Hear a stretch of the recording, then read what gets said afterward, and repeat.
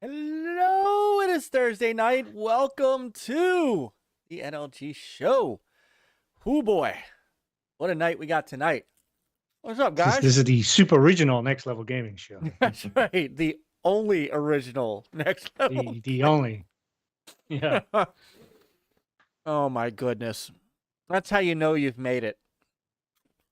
When they're making parody sites about you. Oh my goodness. That made it before I made it? Would it be worse if, How that works?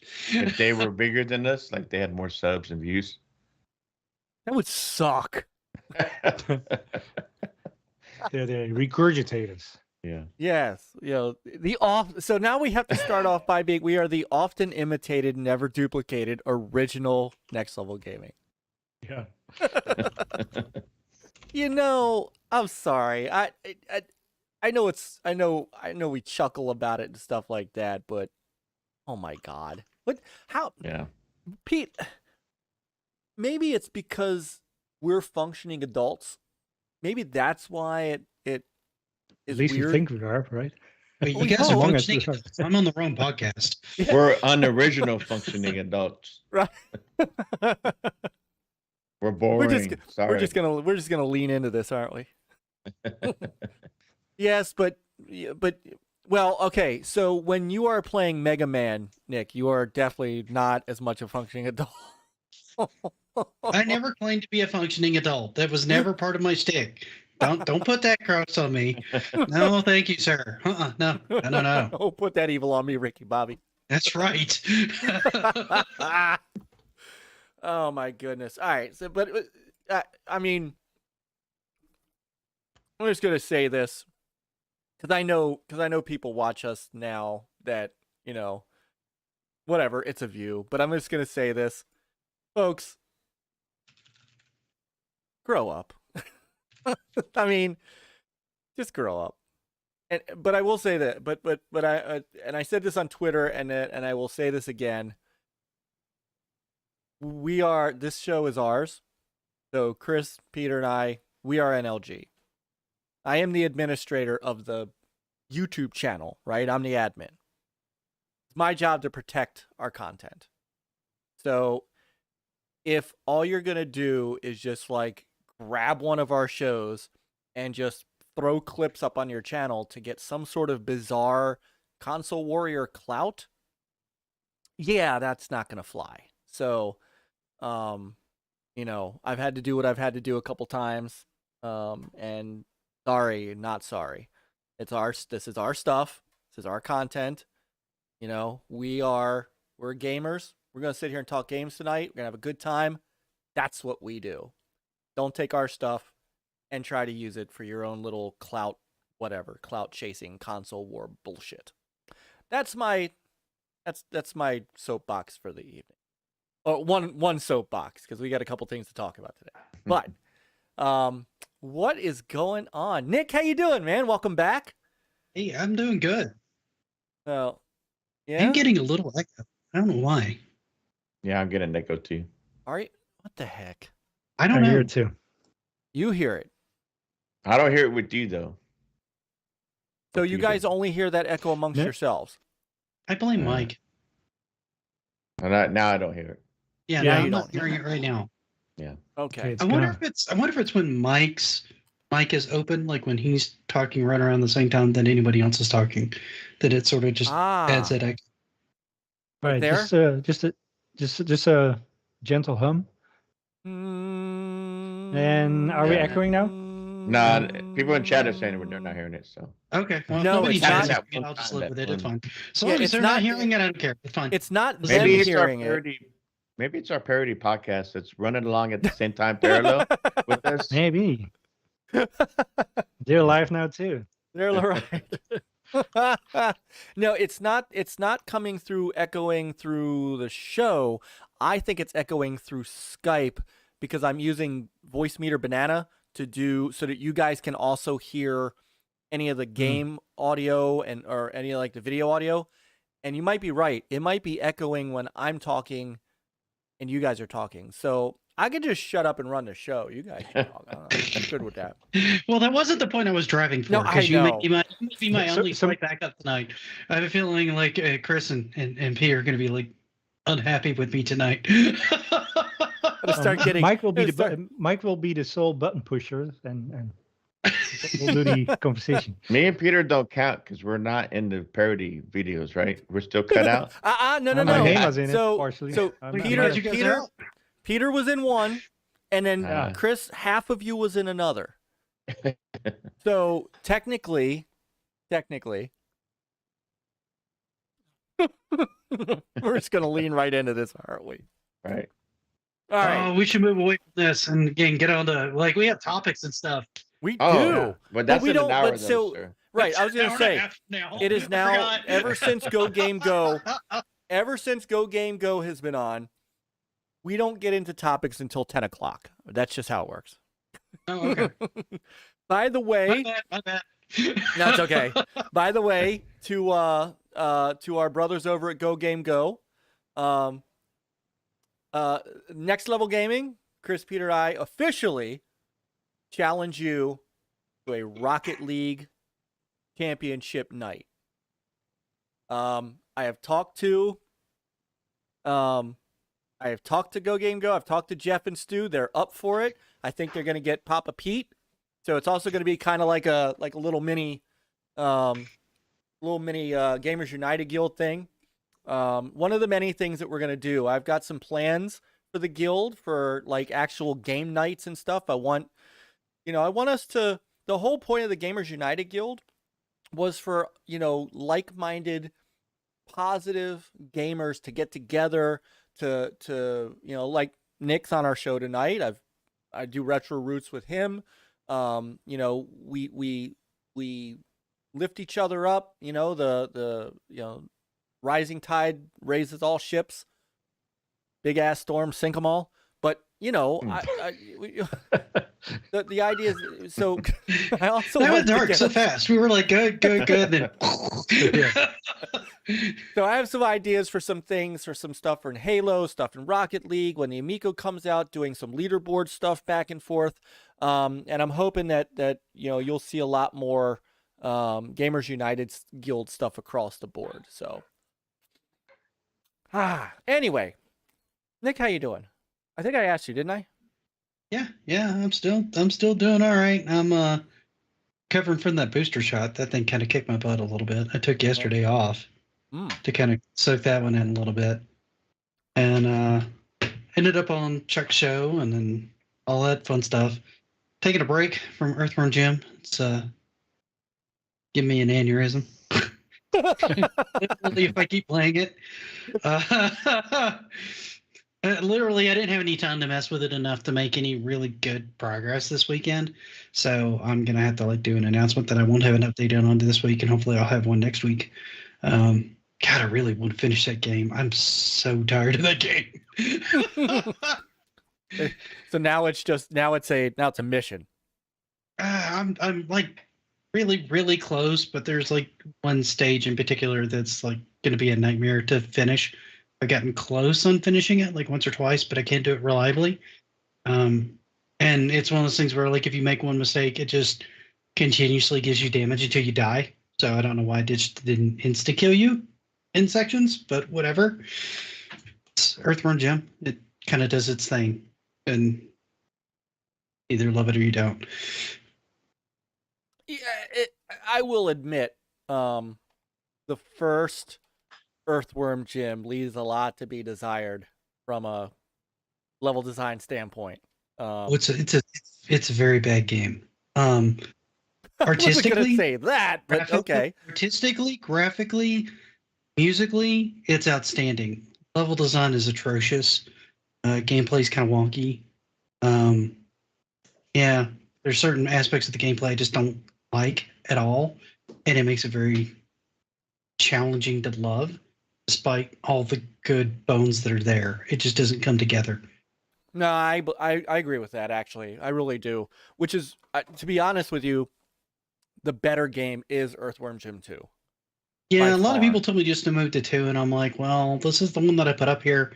This is the one that you guys specifically requested, so this is the one I'm going to endeavor to complete. However, I am hitting a breaking point because I'm on to kind of spoil things a little bit for there. I got to the very last stage. There's like 2 or 3 parts to it, and so the stage is called Buttsville, and you have to like hover down through all these spikes, and you eat a ton of damage if you hit the spikes, and it'll bounce you around a little bit. So you have to do precision hovering down, and in order to hover, you have to continuously tap the jump button as you're going down, which is not only exhausting physically, just from like a button mashing standpoint, because it's like an entire 4 or 5 minute stage you have to do this way. It's very precision, and if you make one wrong move or you don't know exactly the right angle, you're probably going to die and have to do it all over again. It's just a very, very challenging section of the game. I think we put Chris and Peter to sleep already, though. Hi, guys. I'm just listening in full anticipation, like, yeah. Because I played only like this month Earthworm and Jim, and I don't even know which one it was. And I don't know. I didn't quite know what to do. You run around and do stuff, and it's like I didn't see the, the appeal of it. I'll admit I'm almost done with it. I still don't see the appeal of it. So I think there's one of those games where you have to get in an alternate dimension, so to speak. Maybe then you can appreciate it. I think you need to be on all the drugs. Yeah. All the drugs. Damn.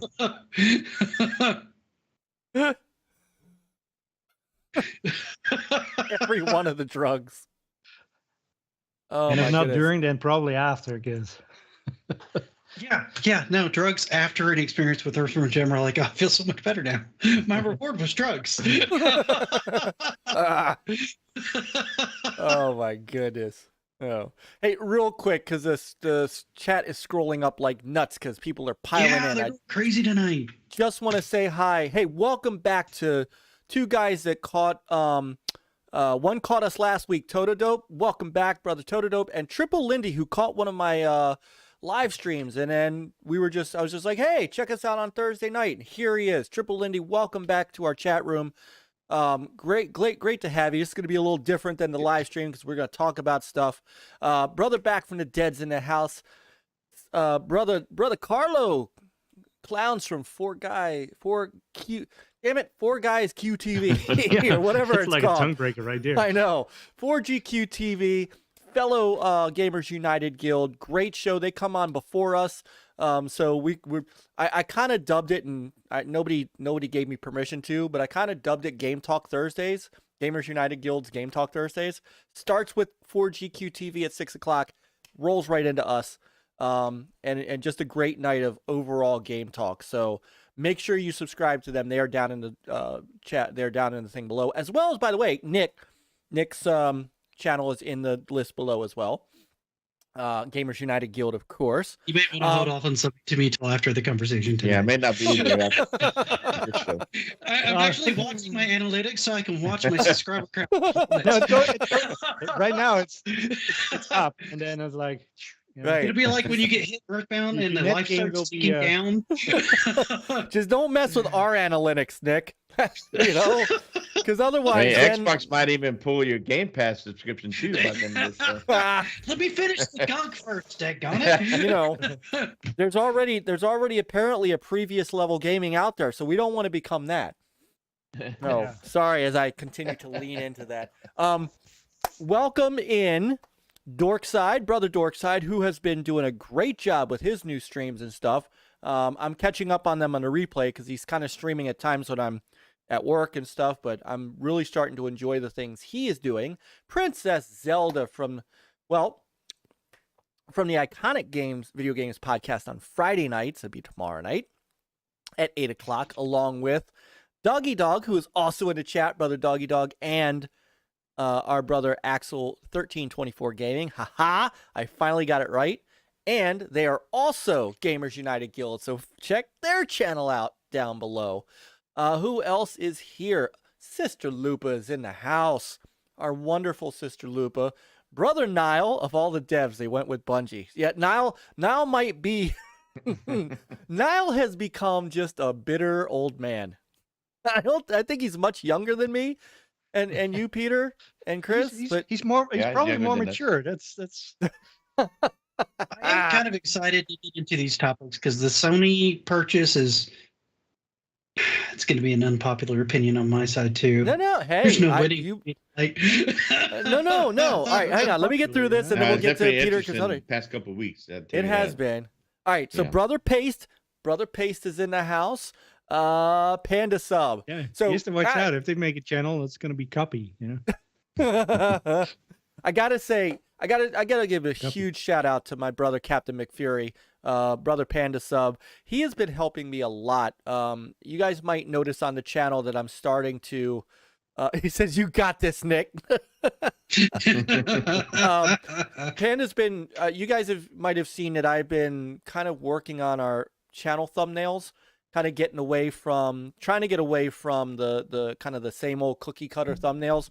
Nick has been a huge help to me too. Panda Sub has also been a huge help to me. I want to shout both you guys out. Because of you two, I have a green screen coming tomorrow. So I actually run a lot of my thumbnails by Panda, and sometimes he'll run clips and stuff by me too. So we all kind of do that a little bit here and there. Because I found a lot of times fishing ideas out for thumbnails where I think work. Somebody will find something that looks like slightly off, and then when I change it, I go, "Why didn't I see that?" You know, it's not always something major, but it's always good to have a second set of eyes on things. A lot of times, at least I think so. no, and I honestly have appreciated your input. You've helped me with pulling out one of my pictures. I mean, you guys, seriously, I so appreciate it, and I feel better already. Like even like tonight's thumbnail for the show, I think looks a lot better than what I was doing with just just the same old. So thank you guys, seriously. I might start doing that with retro roots at some point too, because they're all kind of sameish, which was kind of the intent of having something to be able to rapidly do, but being able to add more to it that's differentiates topics might be something to approach in the future too. Okay, well, we got to work on an intro for that show too. I don't know. So I always end up like not having time. I may end up taking a small break, and maybe I can do that when I take a break. I don't know. okay, Starting to feel some burnout from content creation. yeah, you've I been need a putting out a breather. lot. Nicholas Darby is here. Hey, Nick, what Dabry? Why did I say that? Nicholas Dabry. It comes out Darby. I don't know. Dabry. My neighbor from down the street, who I still owe a Final Fantasy DLC PlayStation disc for. I still have it on the shelf. Nick, I'll get it to you. I swear. Which is funny because I could drive to his house to drop it off, and I just haven't yet. Cousin Bourne's in the house. Brother Lance Jennings is here. Brother Jan Ong. And why is Panda not on the? This is what he does. If you're in the chat and not on the panel, why aren't you in the panel? He does that to me on Chuck's show all the time. So Brother Jan's in the house. Who else we got? I know I've seen a couple more people pop in. Masuko. Masuko, hey brother Masuko, what's going on? Good to see you. Chuck DJC. You do it, Peter. You do it better than me. DJC. No, you got to cross the arms. Oh yeah, sorry. Yeah. See my hands. You know what got cut though, out, Chuck? man. I I'm like still this, saying. Chuck. You might want to think Yeah, about you might want to this. change a little bit. Yeah. Oh, and Hasselhoff is here. TV Hasselhoff. TV's Hasselhoff. Yeah, Hasselhoff will give me a hard time this afternoon too. He is giving me a hard time like for the last month. I feel like I have hurt Hasselhoff's feelings in some way, and then somehow he's getting back at me. So, but glad you're here, brother. Sister Lady Ventress is here. Brother Doggy, I said brother Doggy Dog, and I think I'm caught up. So, Peter, how you doing? Doing all right. Still alive.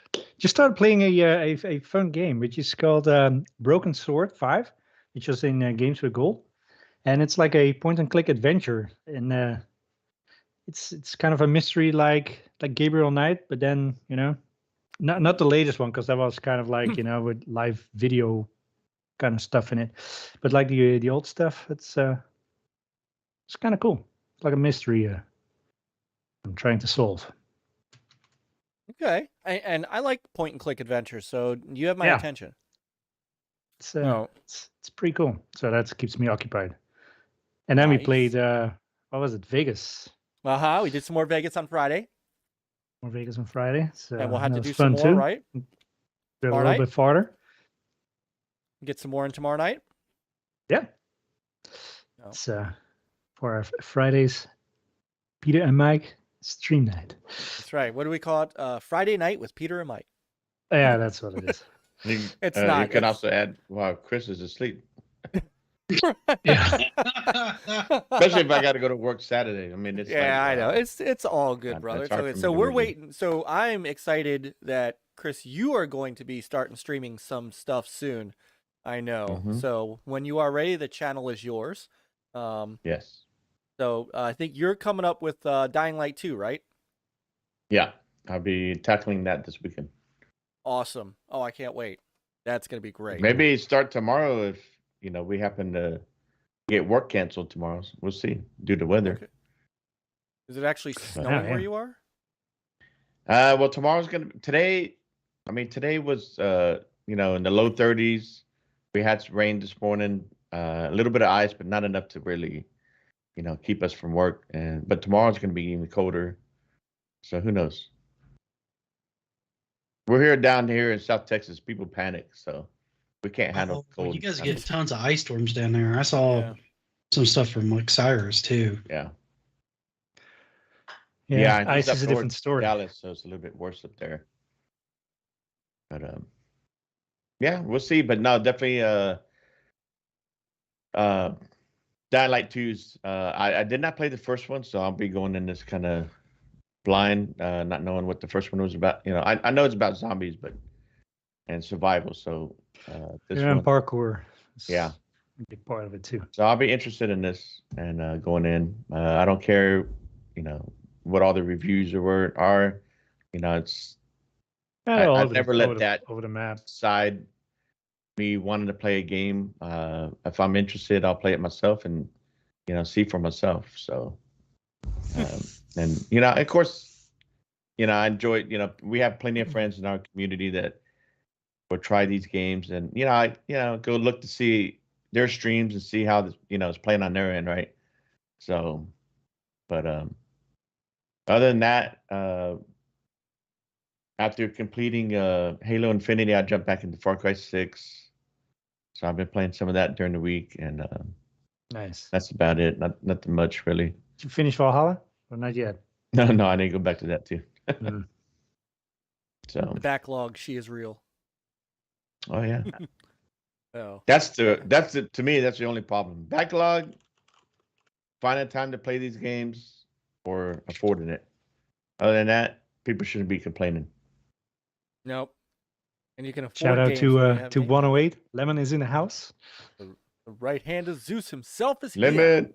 Lemon. And Classy Gaming Fun, formerly known as OEB Pete, the original. And he also, Gamers United Guild, so his channel is down here, and 108 Dragon's channel. I'm just gonna point out all our Gamers United Guild brethren that are popping in the chat tonight. Guys, click on their links down in the description of this show, especially these two guys, well, especially Nick, especially all of them. DJC Game Studios, just get to clicking, get to subscribing. Look, you get a literal daily video from Pete at 3 a.m. Yeah. every day. I wake up to a Pete video every day. And Brother Lemon has the Dragon's Den podcast on on Saturdays at 6 Mm-hmm. with an awesome panel. And I know he wants to get us on one night. And Lemon's been on here. The man is a ball of energy. I'm telling you, man. Sometimes, man, when I'm down, I watch him and I just want to get up and fight. I don't know who, but I just want to get up and hit a bag, something like that. Fight alongside or fight again? Well, alongside of him, of Oh, course. you ain't fighting dude. against. I ain't no fighting that's Lemon. for sure. Mike man's is now that man's Fuck from him on Brooklyn. the side. like doesn't. My mother was from the Bronx. She said, yeah, she knows Shit, I ain't messing with anybody from Brooklyn. So yes, only 5 days a week, but still, It's still a ton I of still content. OEB people to keep A lot of banging great me. content from our buddies Yeah. in the GOG. That's for Yeah. sure. Well, Now, that's but it. Finished the Horizon Zero Dawn. I fired it actually up on my PlayStation 5, and then it's like I couldn't quite tell if I have the latest save from their PlayStation Cloud or not, because I got the DLC right for the Frozen. I forgot what it's called. Frozen Wild. No, I think it is Frozen Wild. Frozen Wild. And then it's like, did I? Because I platinumed the main story, and then it's like, does this automatically continue? Am I not having the right save, my latest save? I was like very confused. So probably have to fire up my PS4 and fire it up and make sure it is what it is. But yeah, this is one thing where PlayStation missed the boat with the whole cloud saves and other stuff. And Well, I mean, you could enable well, Xbox is saves, like but I don't know so how they're not so transferring. seamless. That's confusing. 99% of works just flawless. So I have to think about it. Yeah, there's a transfer weirdness between the PS4 and the PS5. Yeah, and it doesn't automatically pull from your PS4 from the cloud. So you have to manually saying like, get that file. And it's like, oh, yeah.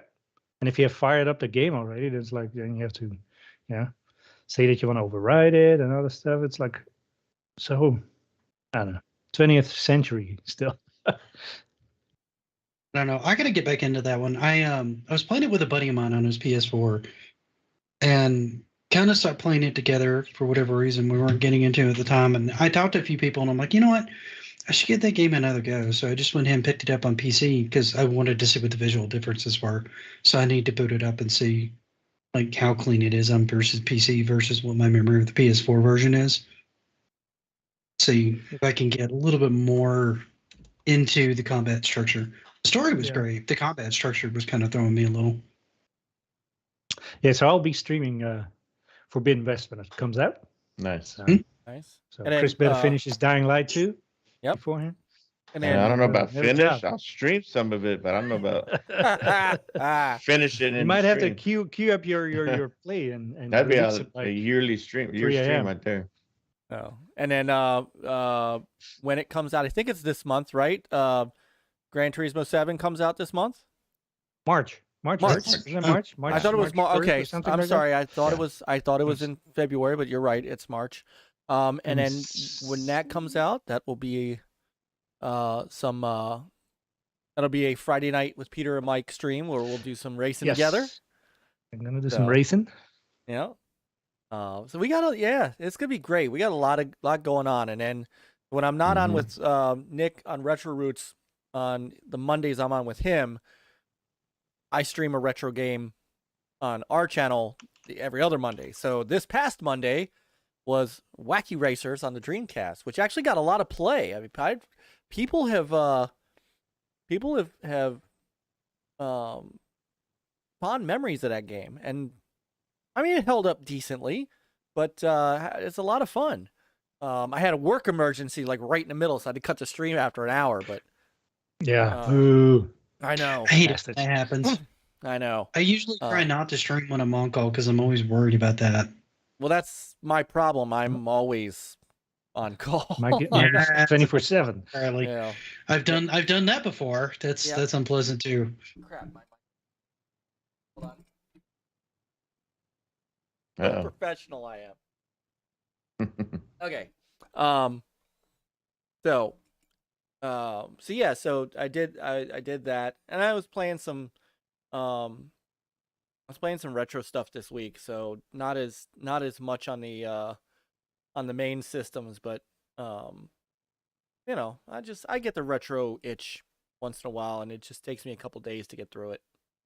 So I did find out from brother Generational Gamer that if you saw my last Video Games Monthly unboxing with Seth, I got Dead or Alive Ultimate 1 and 2.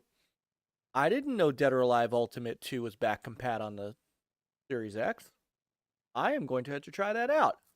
Mm-hmm.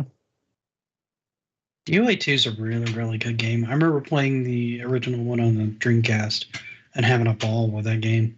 Oh, I still have, yeah, and I do have Dead or Alive on the Dreamcast. It is fun. So, hey, oh, you got him already? Okay. Yeah, he already got sniped. You got the Pornhub? Yeah, The don't Russian- get all horny over here. Come on. The Russian porn bots are here. Hey, as far as I'm concerned, as long as they leave a like, if they click the like button, And maybe you subscribe too. hey, Yeah, they want to there's that subscribe, And advantage. hit that bell so they know hit that when to post it. notification bell. Hey, they want to used put to have down I used to have a $2. friendly troll that would make like 80 million alt accounts, and he would always do a like, then spam the chat, then get banned, then come in with another account, give a like, and then spam. And honestly, I gained like 10 subs off of that one night. And then so at one point, he just stopped subbing, and I'm like, that's fine because YouTube just goes out and cleans them all out afterwards Right, anyway. you're gonna right? lose So- 10 subs. So, oh man, all right.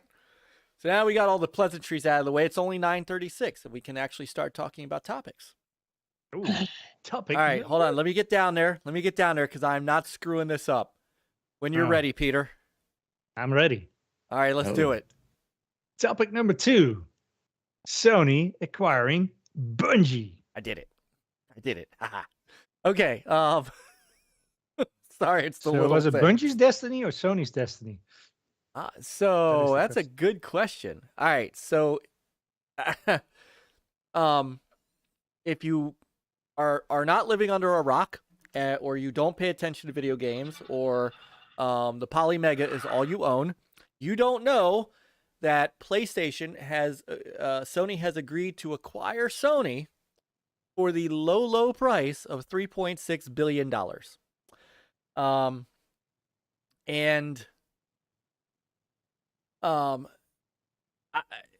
So I'll get so the particulars are that Sony is buying the developer, right? They're going to become part of PlayStation Studios. They spent $3.6 billion in the overall purchase. $1.2 billion of that cost is strictly put towards retaining Bungie talent. So an incentive program for Bungie developers to stay. And this brings Destiny into Sony's fold. However, what they have said is that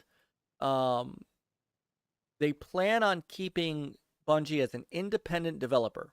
So for whatever that means, they are certainly going to keep their games multi-platform.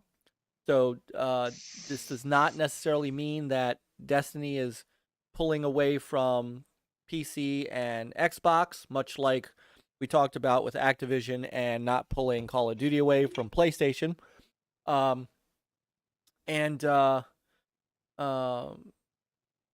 where this goes from here? But it seems like it was not just about Destiny itself, right? It says any No. future titles and stuff.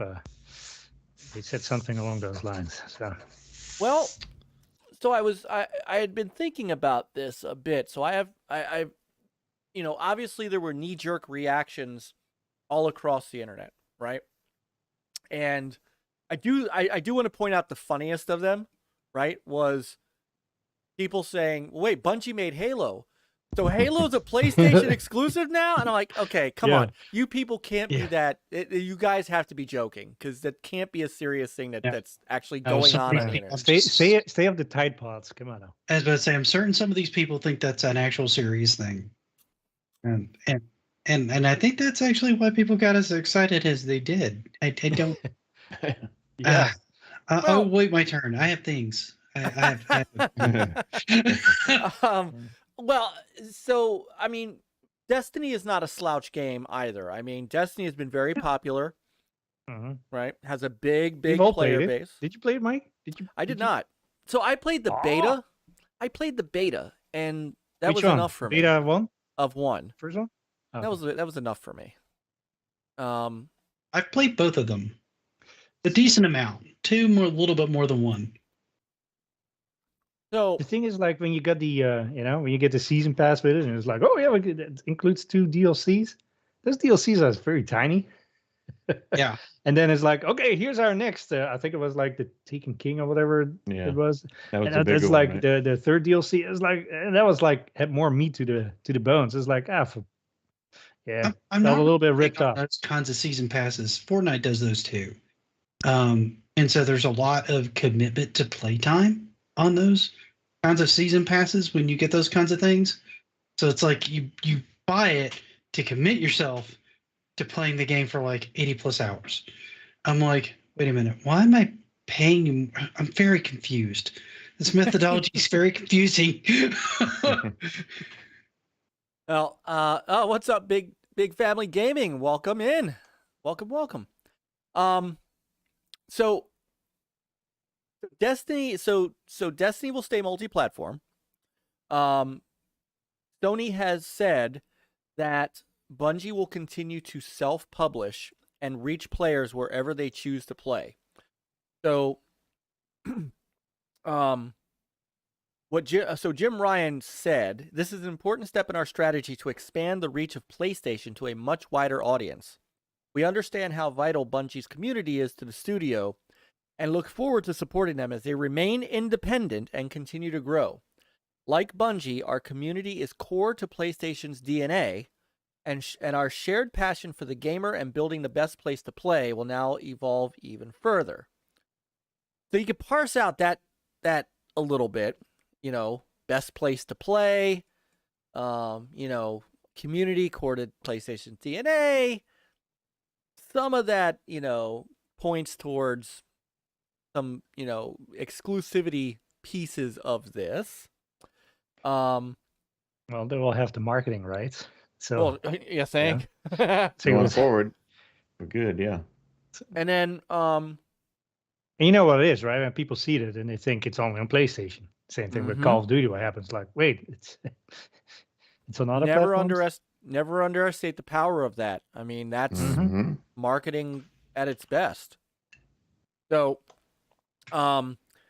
the head of Bungie, the current head of Bungie, has said that both Bungie and Sony believe that game worlds are only the beginning of what our IPs will become. This is where it gets a little important for them. Our original universes have immense potential, and with Sony Interactive Entertainment support, we will propel Bungie into becoming a global multimedia entertainment company dedicated to delivering on our creative vision.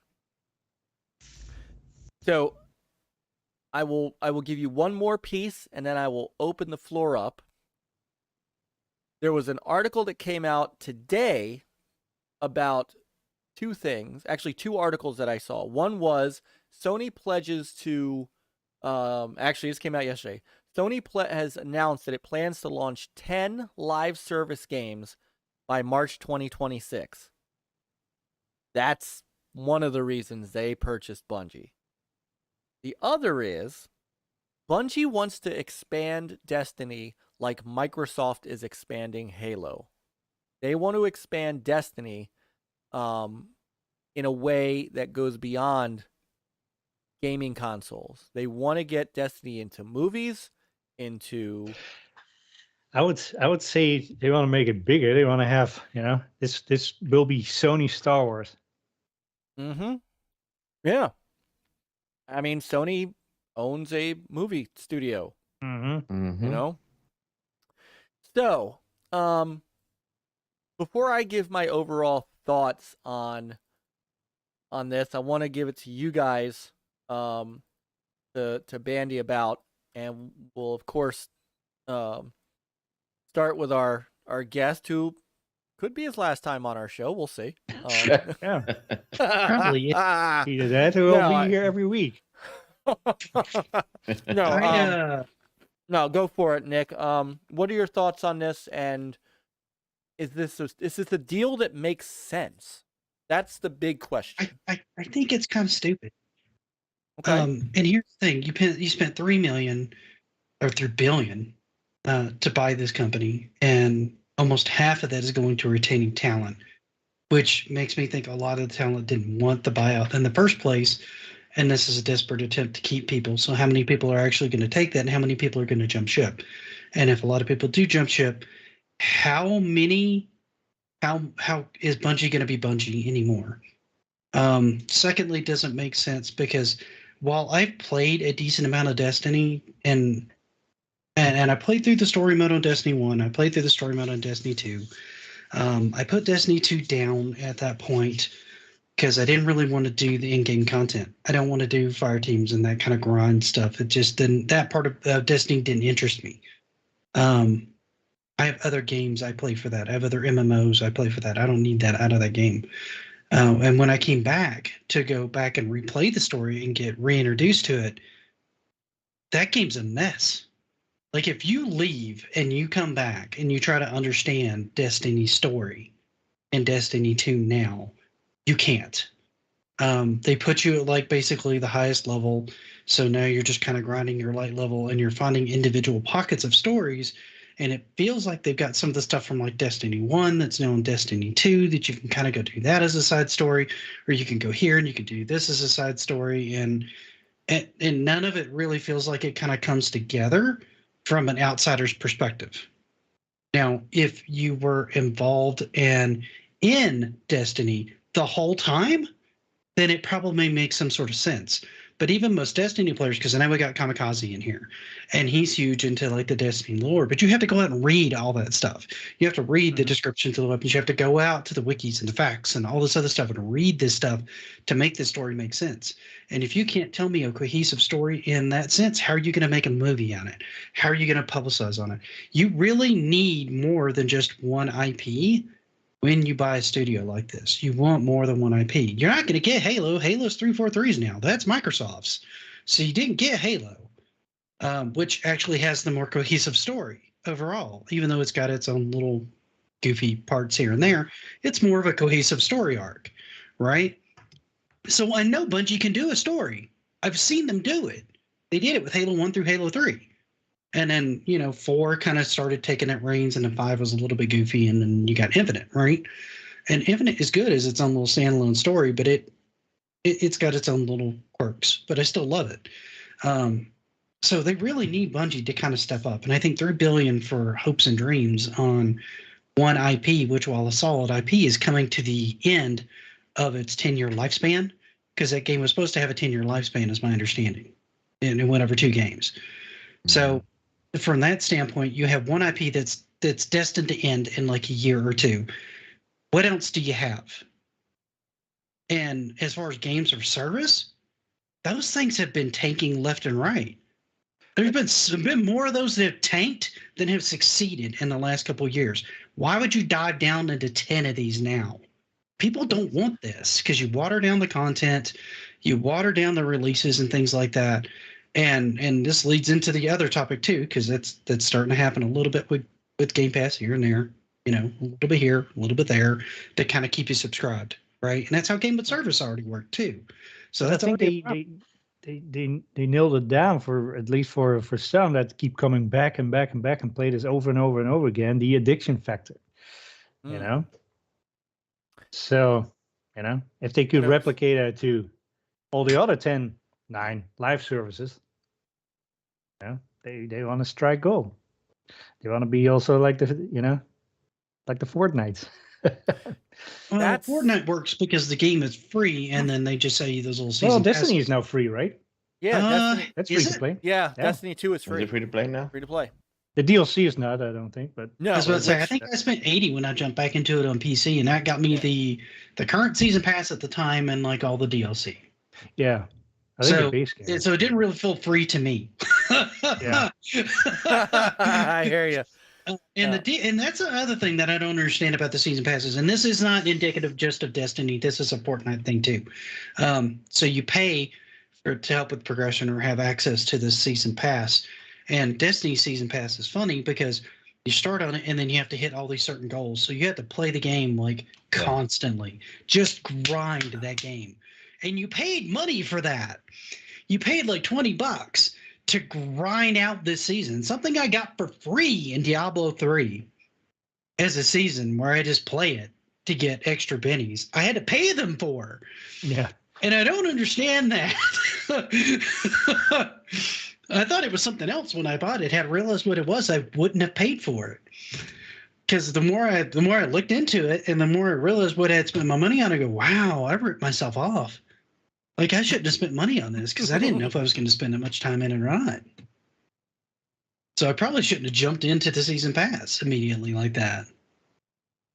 I don't know. That maybe it's just me. You guys may have a different opinion, but it's a very confusing purchase for me at this juncture. Another funny thing, it's almost like not an acquisition, like, you know, I'm going to absorb you. It's almost like, you know, it's more like a merger. Like, hey, now we're both happy. Yeah, I think Chris, I sit with Chris on this. It's more like a partnership, but Sony gets to own the name. Yeah.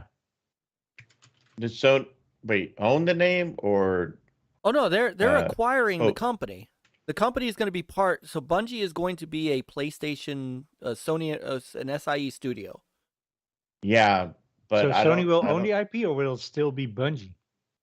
I don't think that's a great what will question. happen if Bungie ever leaves. I don't think they own anything. I think it's just a kind of like when Bungie was with Activision, right? They had a 10-year deal. Or is it like a rent to own?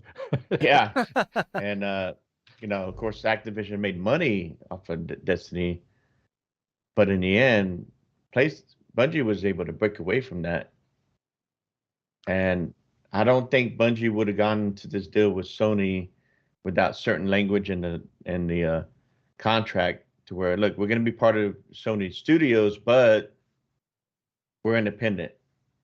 For now. You know, we're going to publish our games our way, where we want. But, I mean, that's from the beginning, what we saw, some of that language, that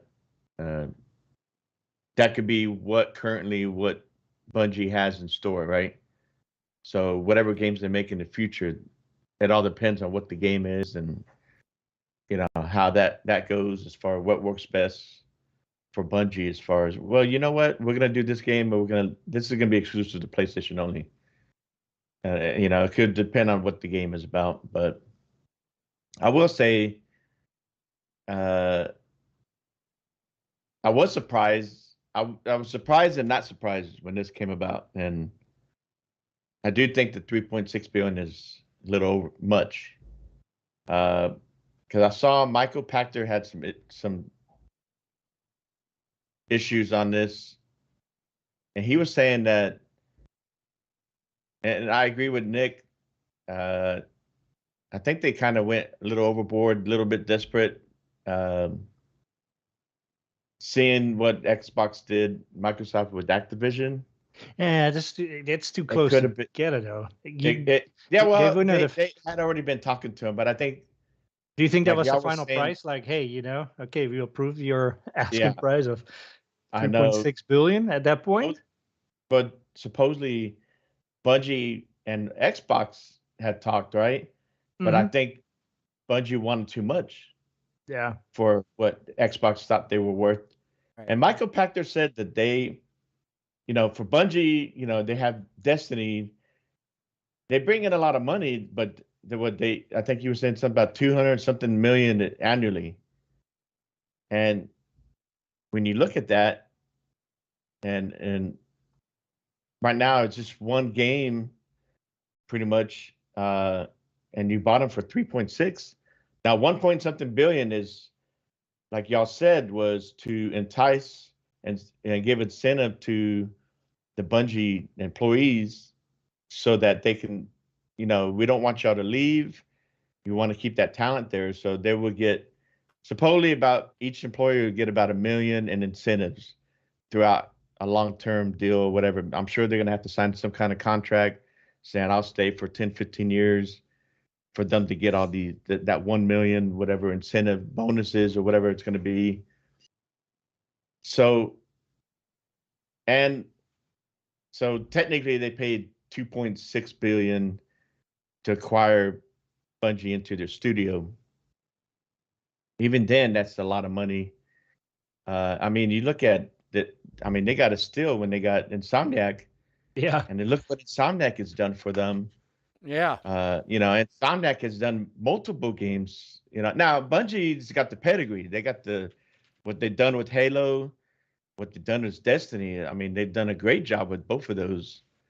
But that's pretty much it, right? And they have this other game that's in work with they already have they already have a deal with who was it? The publisher. They already have we don't even know what it is, but that's in work too.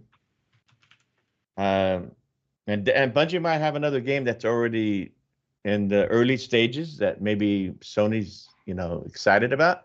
Because I mean, Xbox, when they acquired certain studios, they've already seen what they have on the shelf. What is it that they want to work on? And I'm sure that excited Xbox, you know, something for the future, for the ecosystem. But I think the real thing with Bungie and Sony, in a way, it kind of makes sense because the relationship they had last gen, where Sony jumping into marketing with Bungie and Activision, of course, back then for marketing rights, that really helped hardware sales for PlayStation back then, because it also made, you know, gamers think, well, that's the place to go play. And plus they had a custom PS4, right? So, you know, the Destiny, I think that helped out a lot for PlayStation. They enjoy that. They have a lot of engagement on PlayStation, that Destiny players. And you're looking at Xbox. Yeah. I mean, if you look at the, you know, because they had a breakdown with like how many PlayStation PlayStation are playing Bungie and Xbox and other stuff. Yeah. If you look at how many, the ratio PlayStation versus Xbox, Xbox is not a tiny number. No, it's not. And then how many are, and then you got, of course, PC, right? That's almost about the same as Xbox, a little bit more. But I think Sony, they wanted to keep that relationship, that they wanted to keep that long-term marketing deal, because even though it's not exclusive to PlayStation, but it seems like it is. And with that marketing deal, it helps steer gamers to want to go play Destiny on PlayStation, or think that's the best place to play, right? And when Xbox acquired Activision, and yes, you know, Call of Duty, there's, you know, contract deals PlayStation has, but you know, they're not going to have the marketing deal on that going forward. You know, maybe this year definitely only. You'll see it on the trains and buildings. You will now see, you know, exactly. Yeah. You will see, you know, Xbox or Microsoft Xbox would be Studios or marketing. Xbox Studios, whatever. Yeah, Call of Duty is the Windows best place to gaming. play on Xbox. Yeah. So Well, Sony's PlayStation is going to lose that. Sony's already spent a lot of money on Destiny exclusive content anyway. Oh yeah, I know. That's what I'm saying. That's why that's like a larger year population there. Yeah, Yeah, and because their they would get content's content a ahead of year. everybody else. Yeah. But also, And that's like, gonna it's kind of continue. weird because, you know, you have Halo, and then next to it you will have Destiny, and it's like, I don't know. It's to me, it will be more odd for Microsoft to purchase Bungie than Bungie going somewhere else. And I DJC agree. had the best responses. That DJ, the reason why Sony acquired Bungie, because you know Bungies are great for when you want to hold stuff in the back of a truck, right? So There you go. True. Hey, I have a question. Didn't Microsoft own like 10% of Bungie stock? I don't know. Don't remember, but There was something like that, wasn't there? I haven't heard anybody talking about it, but I remember there was something like that. yeah. I don't know. I think Sony saw this as another opportunity, one, to kind of thumb their nose a little bit at Microsoft for an acquisition by taking a studio that started with them, that got really big under them, and two, it makes it to where they will always get that content first. Oh yeah. Yeah. And because I mean, even if it's multi-platform, you can lock it down to like, well, it's our studio. Of course, we're going to keep the exclusive content to us for like 6 months to a year. Oh, I and think then you can have right. Yeah, I think plus PlayStation is going to have their revamped subscription service. So where do you think Destiny is going to be on? It's not being on Game Pass. That's for sure. See, I think you're going to see And I think Microsoft will see this and understand you're not going to see. I don't think you're going to see DLC for Call of Duty on the PlayStation. I really don't, and I don't think you're going to see DLC for Destiny on the Xbox. These guys want. I mean, listen. You'll see it, but I think it'll be really delayed. Yeah, yeah. Maybe, not right away. but listen again. Either to only what, or first on, ours. I don't know. You know. Listen again to what Jim Ryan said. Like Bungie, our community is core to PlayStation's DNA, and our shared passion for the gamer and building the best place to play will now evolve even further. I think that it's one like. So think about this. There were people that when Microsoft announced that Call of Duty was going to remain multi-platform for however long it's going to remain multi-platform, people were going, well, see, I'm still going to be able to get the game on my platform, right? So how does that make Xbox the best place to play, right? Same with Destiny. If Destiny 2 is still going to be on Xbox, and Xbox gamers now have, I've always said, and I used to say this a lot, you always pick, these folks can always market their systems as, hey, look, if you want to play Halo and Call of Duty, Halo and Destiny, Xbox is where you go. And Sony can go, well, if you want to play God of War and Halo, or God of War and Destiny, God of War and Call of Duty, this is where you want to be. If even though the companies are buying their respective games out like that, how do you keep people from how do you get people to move to your platform? Well, the easiest way to do that is just not make the DLC. If you want the DLC for Destiny 2, you're going to have to get it on PlayStation. If you want the DLC for Call of Duty, you're going to have to get it on Xbox. And I think that's the next level of the battle between them.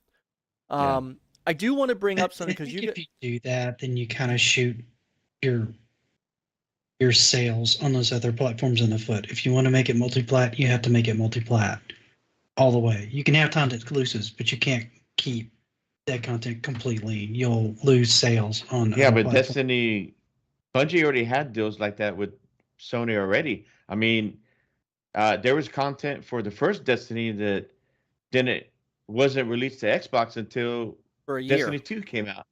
Some of it was a year, and by the time that DLC came out on the Xbox, no one cared because everybody had moved on to the next thing. And I mean, Nick, I'm not necessarily disagreeing with you. I think that, but I think there's a case to be made that if these, if you're truly wanting this console to be the best place to play Call of Duty, Xbox being the place for Call of Duty and Destiny being the place for PlayStation, it's very hard to entice the other side to come to your platform if they can still get the base game and even eventually get the DLC. I think the DLC is where they start fighting their battle next. And I might be wrong. I may be totally wrong, but I think that's the next logical way to go. Otherwise, Call of Duty is going to stay on Xbox and Destiny 3. And I think future Bungie games, when they talk about wherever you want to play, is like what Sony is doing, and I think that I commend them for this because they're catching up. Sony has figured out that they really do need to listen to some of what Microsoft is doing, right? When Microsoft says, we want you to play Halo everywhere, where any place you want to play, they're not talking about any place you want to play, including the PlayStation or the Switch. They're talking about Xbox, PC, mobile with cloud, or anything that does a cloud. And hell, if somehow a PS5 could run Xbox cloud gaming, have at it.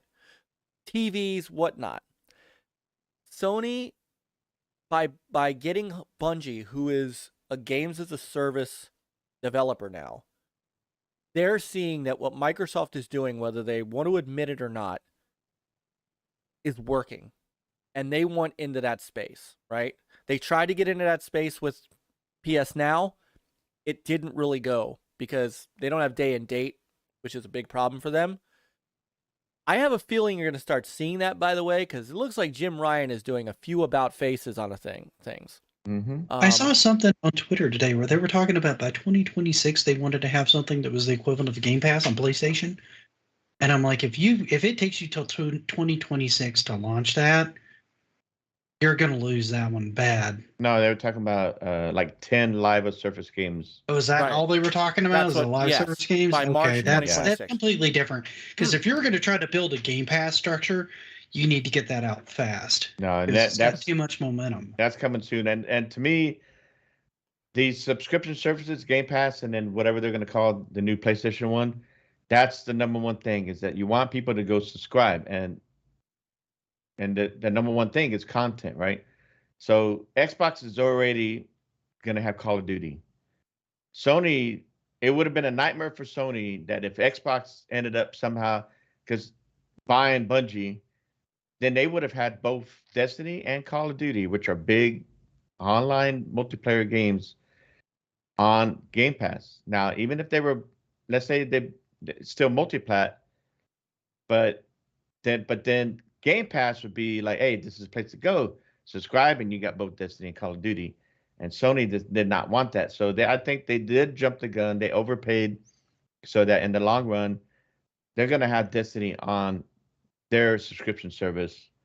And to me, that's the number one thing when it comes to this, back and forth, is that they want people to subscribe to their service for, because this and that. Now, I saw Back from the Dead, he's like, well, that because we're talking about, well, this will be on this and that. And yeah, Bungie did say that they stated no exclusive content of any kind on any platform, but that doesn't mean, exclusive content content would be on Sony for a time period before it's on the other. It will come on Xbox or whatever, but you can only play it first on PlayStation, and Sony wants to continue that. Because but if it's a live service with like crossplay and other stuff, then you can't make it too fragmented though. True, but it's already been like that, right? Do they still have deals Destiny in place 2, from I don't know. is Destiny 2 crossplay? I thought it was PC and console, but I don't know who intermingles with what. Yeah, I don't know PlayStation exactly. intermingles with Xbox or what. Yeah, I'm not sure if Destiny is with Xbox. Is it cross-play or cross-progression or something? When anything in between? I know there was. I haven't played it in so long that I have no idea. And see, the one Okay. issue I have with them saying, well, we're not going to interfere with how Bungie publishes their titles. They're going to continue to operate independently. Mhm. Activision said the same thing when they bought Blizzard. They did, didn't they?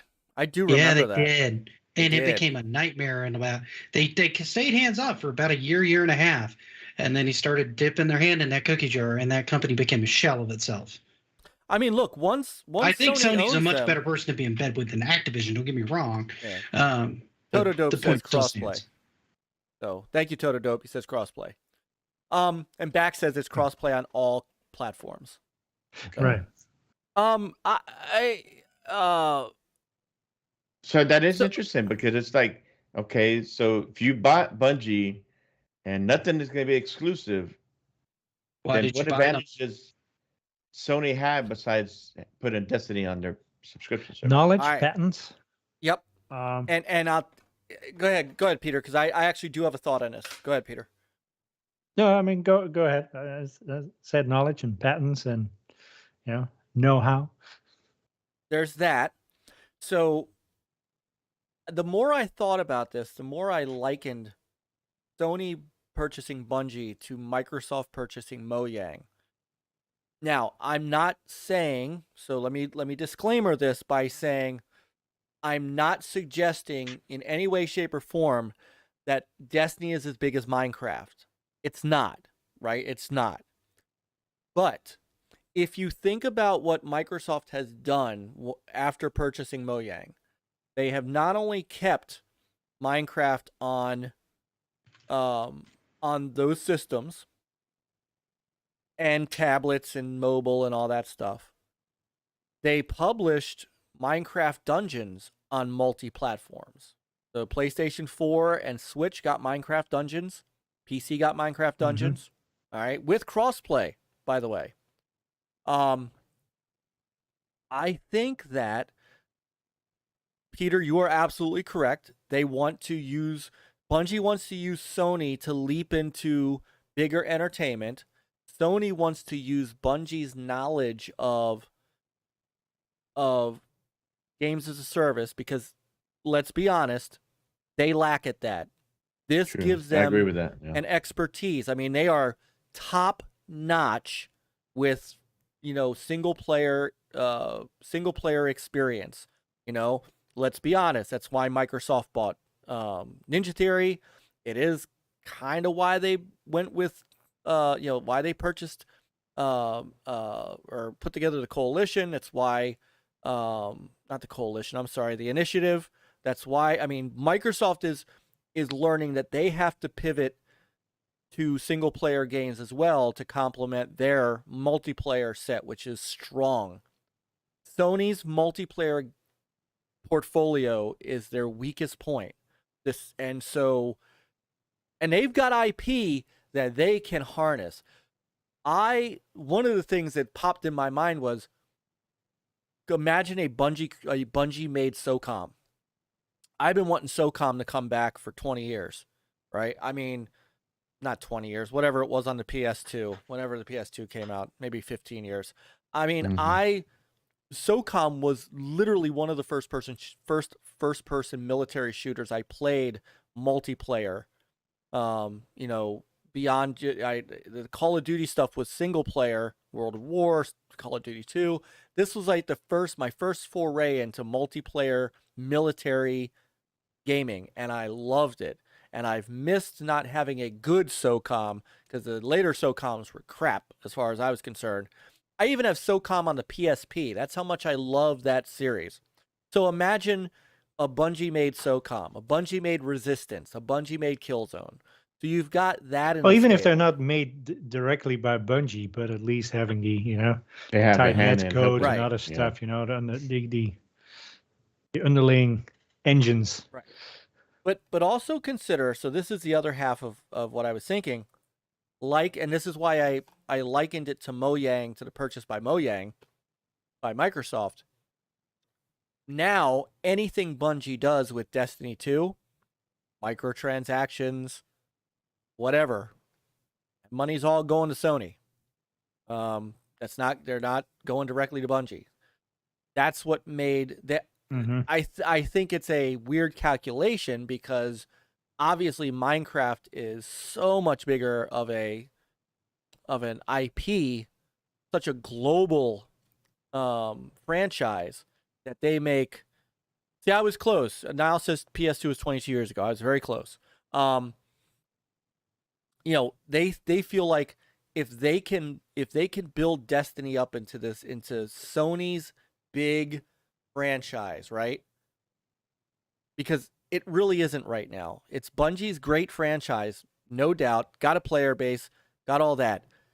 Mm-hmm. But Destiny is not Halo. It is not Minecraft. It is not these iconic franchises that you immediately think of and you put towards a system, or you put towards, when you think Minecraft now, you think Microsoft.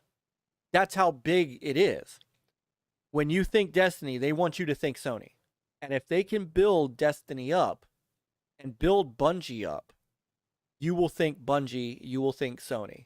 I believe that is the purpose. Did they overpay?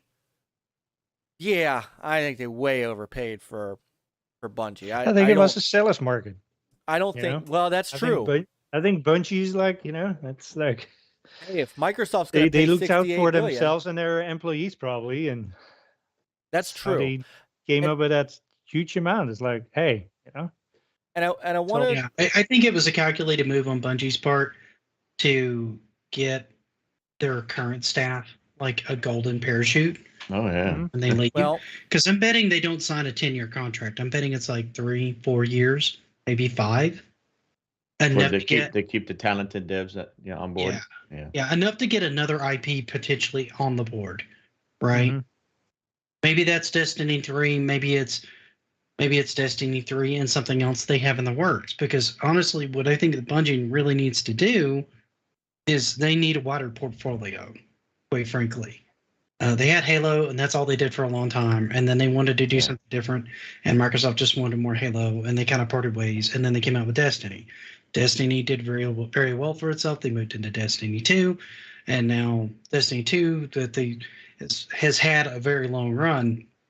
They have to find some way to refresh this gameplay or to come up with something like new that they can potentially run while using this knowledge that they gained over these two games to help Sony launch their live service games, right? Like you guys are talking about. I think that's more why they bought them.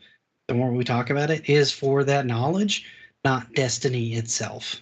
Not that Destiny's a bad IP. People still want that. It's not a $3.6 But it's not a billion IP. almost $4 billion IP. It's not an almost $4 billion IP. No. What about using it as their metaverse? So it is a community-based. It is a How community-based many people game. are doing those now? I don't know. Oh.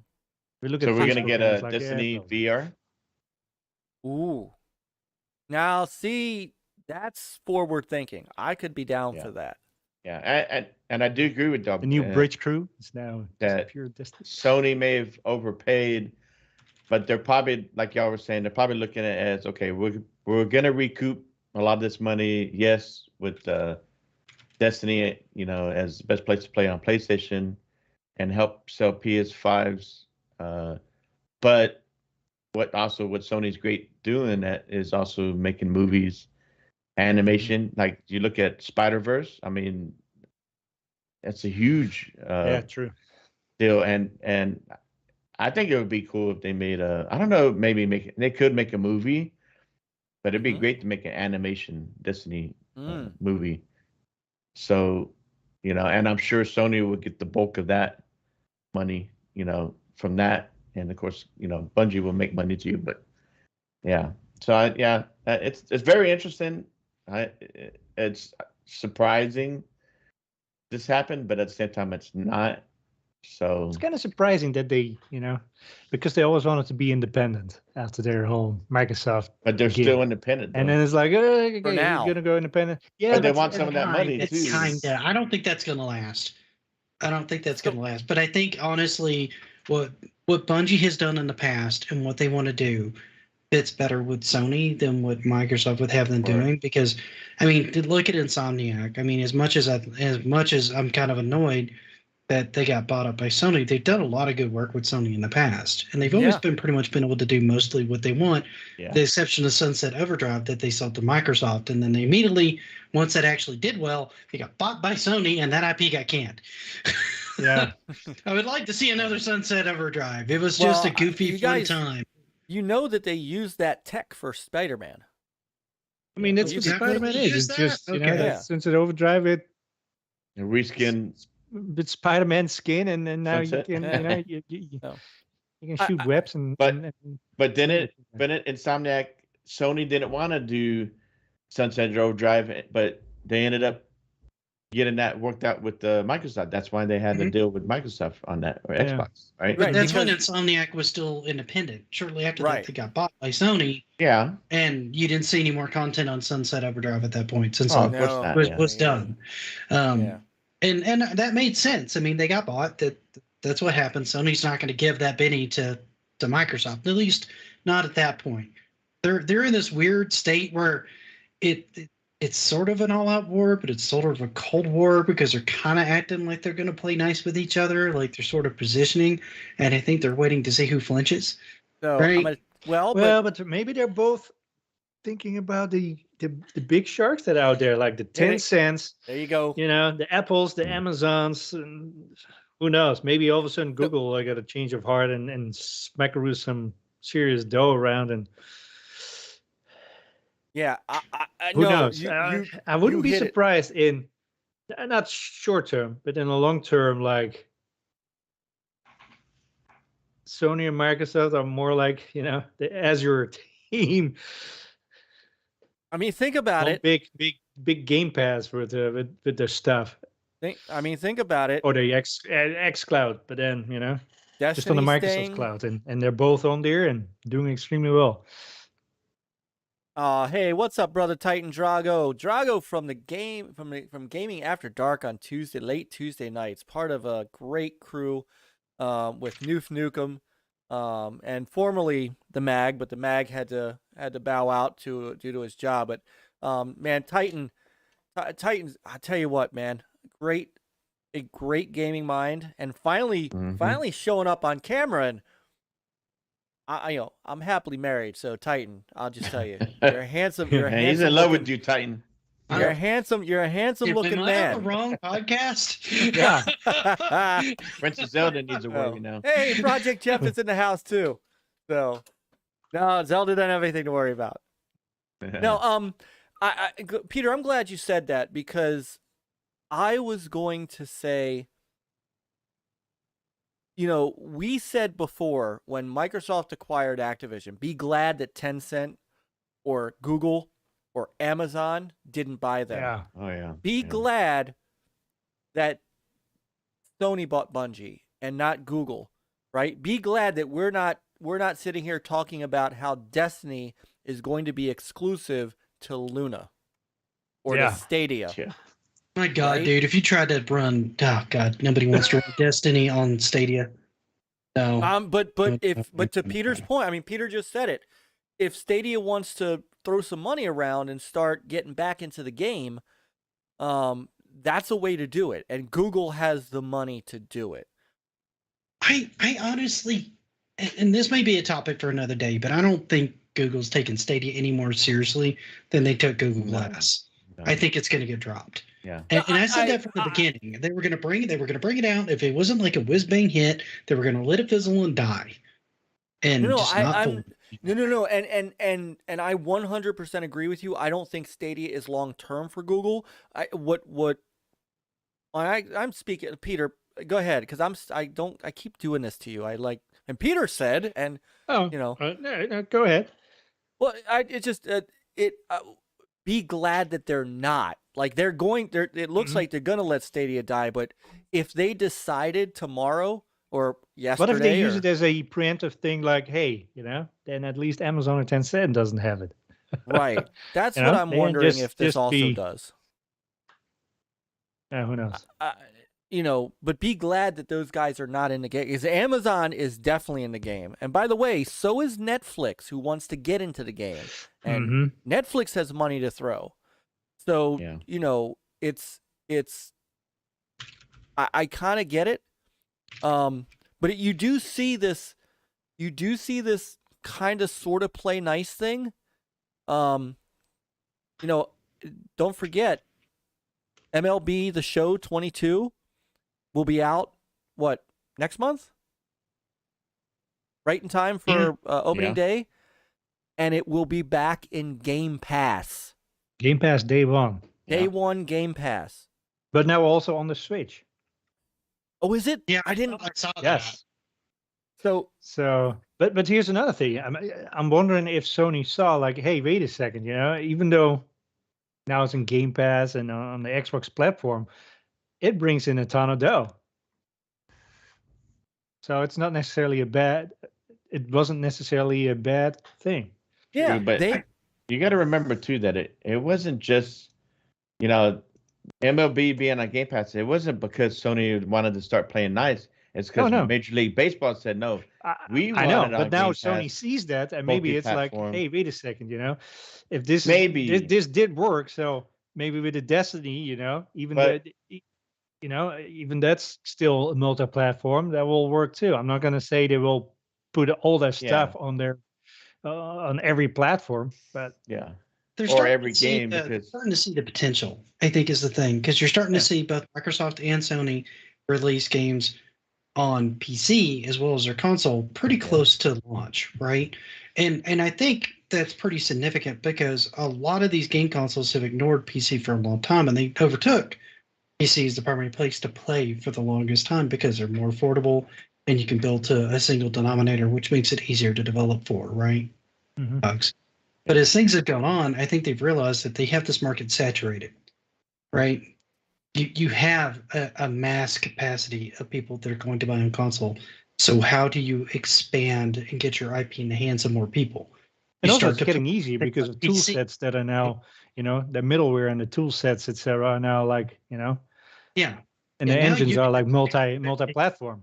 Hmm. So now definitely you don't makes have it to easier. necessarily tweak it. You can just go, okay, set it for Switch, set it for Xbox, set it for PC, and it'll do a lot of optimization in the background. So that kind of development starts to get a little easier, which Yeah. makes it more viable and more cost effective to bring it out on these other platforms. And honestly, I kind of like that because then you can play some of these things kind of where you want to play them and you're still supporting those IPs and those developers and things like that.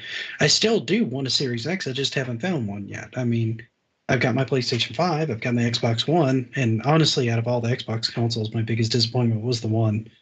Just couldn't get into that one, that generation, for some reason. I still don't, Sony, like I was saying about Major League Baseball, if they had a choice, Major League Baseball, MLB, the show would not be on Game Pass if they had a choice.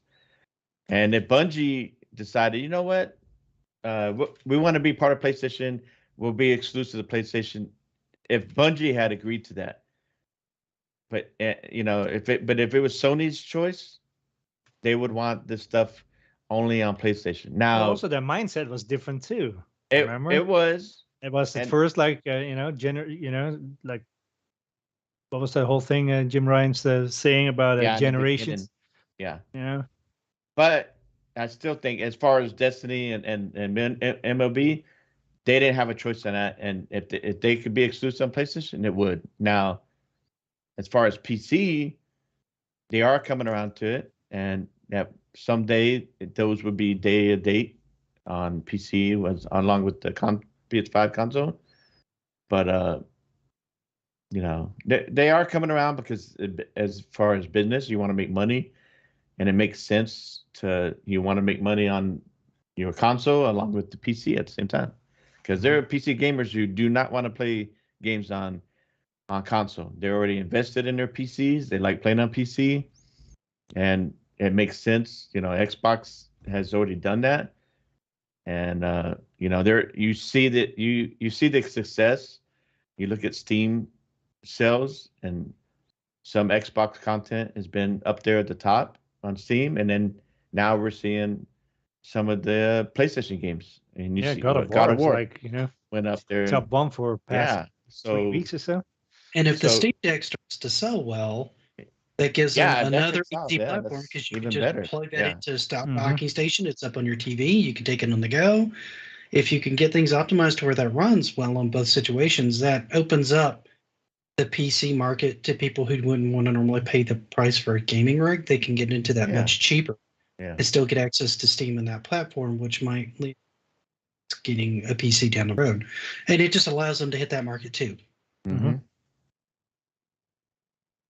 No, and you can make a good point. And to be fair to Chris's point, I know we sat here at one point and said, had Sony purchased Activision Blizzard, would you have seen a tweet from Jim Ryan saying, we talked to, we had a great call with Microsoft and assured them that Call of Duty will continue to be on Xbox? No, it wouldn't have happened.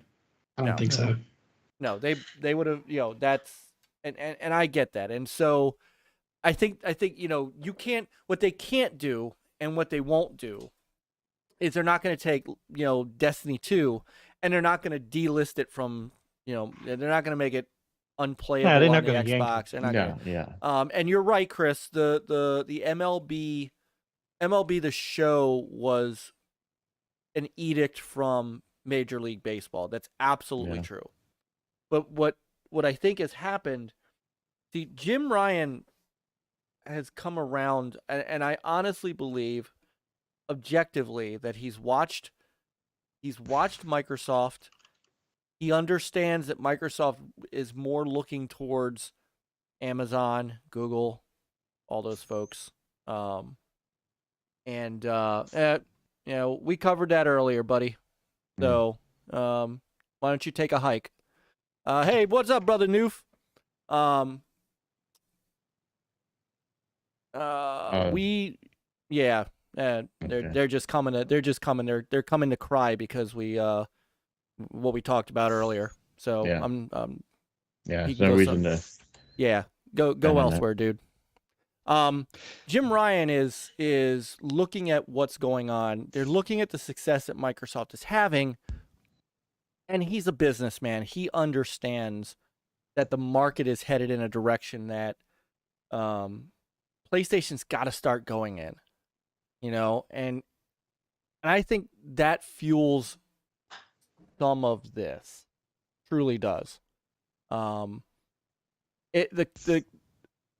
question is, what else can they do?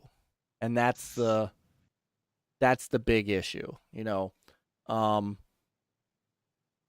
also, they're going in bed with Microsoft's Azure stuff for their cloud stuff. So it's going to be interesting too.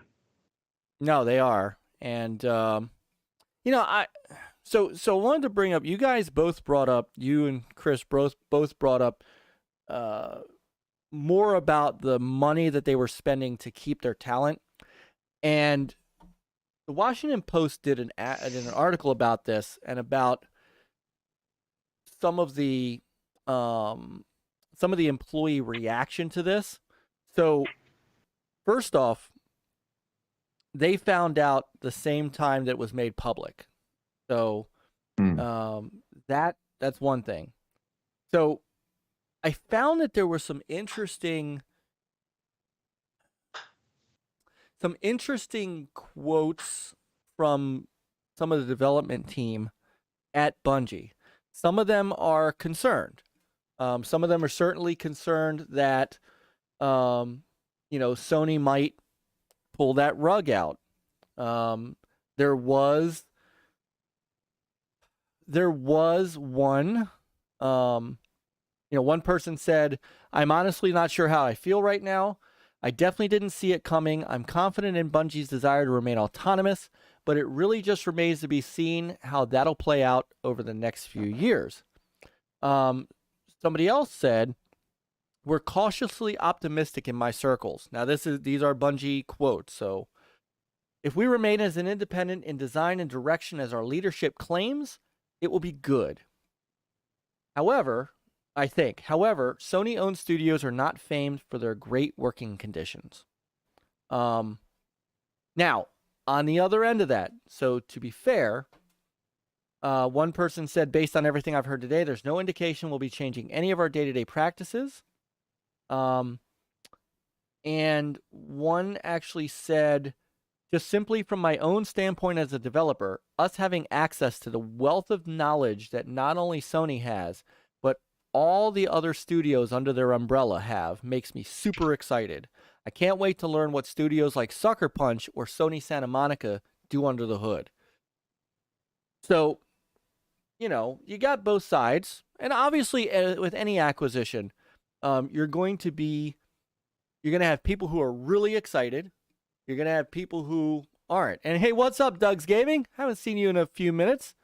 You know, so, you know, we heard from some folks inside of Activision, right? You know who we didn't hear from? Who we didn't hear a peep from? I've checked his Twitter feed just to see. You know who have said nothing about this? Rod? Nope. Well, I haven't checked Rod's. I didn't see nothing from him. We did see Ibarra with the happy smile face. Oh, did you? Because I didn't see that. I was about to bring did. up That's Ibarra. all he put was a smile face. It was just a smile. Okay. Yeah. Well, I guess that's something. So. Yeah. Doug's Gaming says, "I heard rumblings a while back that Sony might buy up some of Konami's properties, though not the company itself. It was probably a rumor, but wouldn't be a bad idea." I would love for anybody I can see that to have happening. Konami's IPs if they're not going to do anything with it. That frustrates me more than anything. And we heard that too, like, you know, a rumor, Xbox are looking at possibly buying Metal Gear and then allow Kojima to work on it again.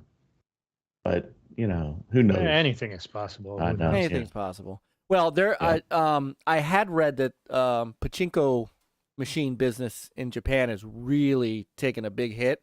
Oh, really? Huh. Yeah. Well, So I mean, that's that why Sega could- was selling off all their or sold off all their remaining Arcades. arcade. Yeah, they're still Arcade making business. arcade. Yeah, they're still making arcade games, but they've sold all of their actual arcades. Wow. So, yeah, And Lupa now they says she will be thinks. rebranded to I forgot what the company's called, something Gecko, but Oh right, yeah, the Gecko. sounded something like that. Lupa said, "I still think that the deal will live or die in the next Bungie game released." I think so. I'm just trying to find anything else. I mean, this is still a lot of it's still fresh. Yeah. See, here's my my thing, and it kind of leads a little bit into the next discussion too, perhaps. But I don't really care who really buys whom or what. The thing is, sure, I'm biased, but if anyone buys something that has like a huge back catalog, I prefer Microsoft would buy them.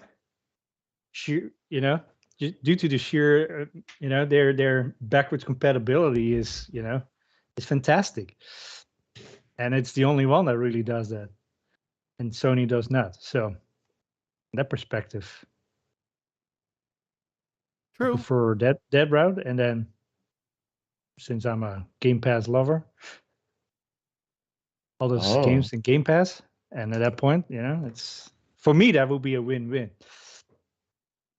It would be. That would be. Okay. So, I think it's funny, Nick. You were scared. You were afraid we were. We haven't gotten to the topic I was concerned about yet. Okay. We're walking into that one. Yeah. Oh man. Once we By the way, once we start talking Game Pass, which I am a subscriber of, and I use, and I like, I am in hostile territory. well, it might be 3-on-1. We'll see. I don't know. We have no idea. You we keep don't have saying any like, idea. oh, That's true. be. Yeah. You might make a. Getting scared. I don't know. Maybe we're scared with you. I don't know. Oh. We don't know what your point of view is. Oh, all right. Well, real quick, I want to say hi to Sister Carla. Carla's been coming in our live streams and our show chat, and she's just awesome. A retro gamer at heart, Dreamcast lover of the Dreamcast. So that's that instantly makes her my sister. So, all right. So I think time will tell on this, right? We'll see where this goes. Chris, do you think because I don't think you answered this. Do you think they overpaid? No, I do think they overpaid, but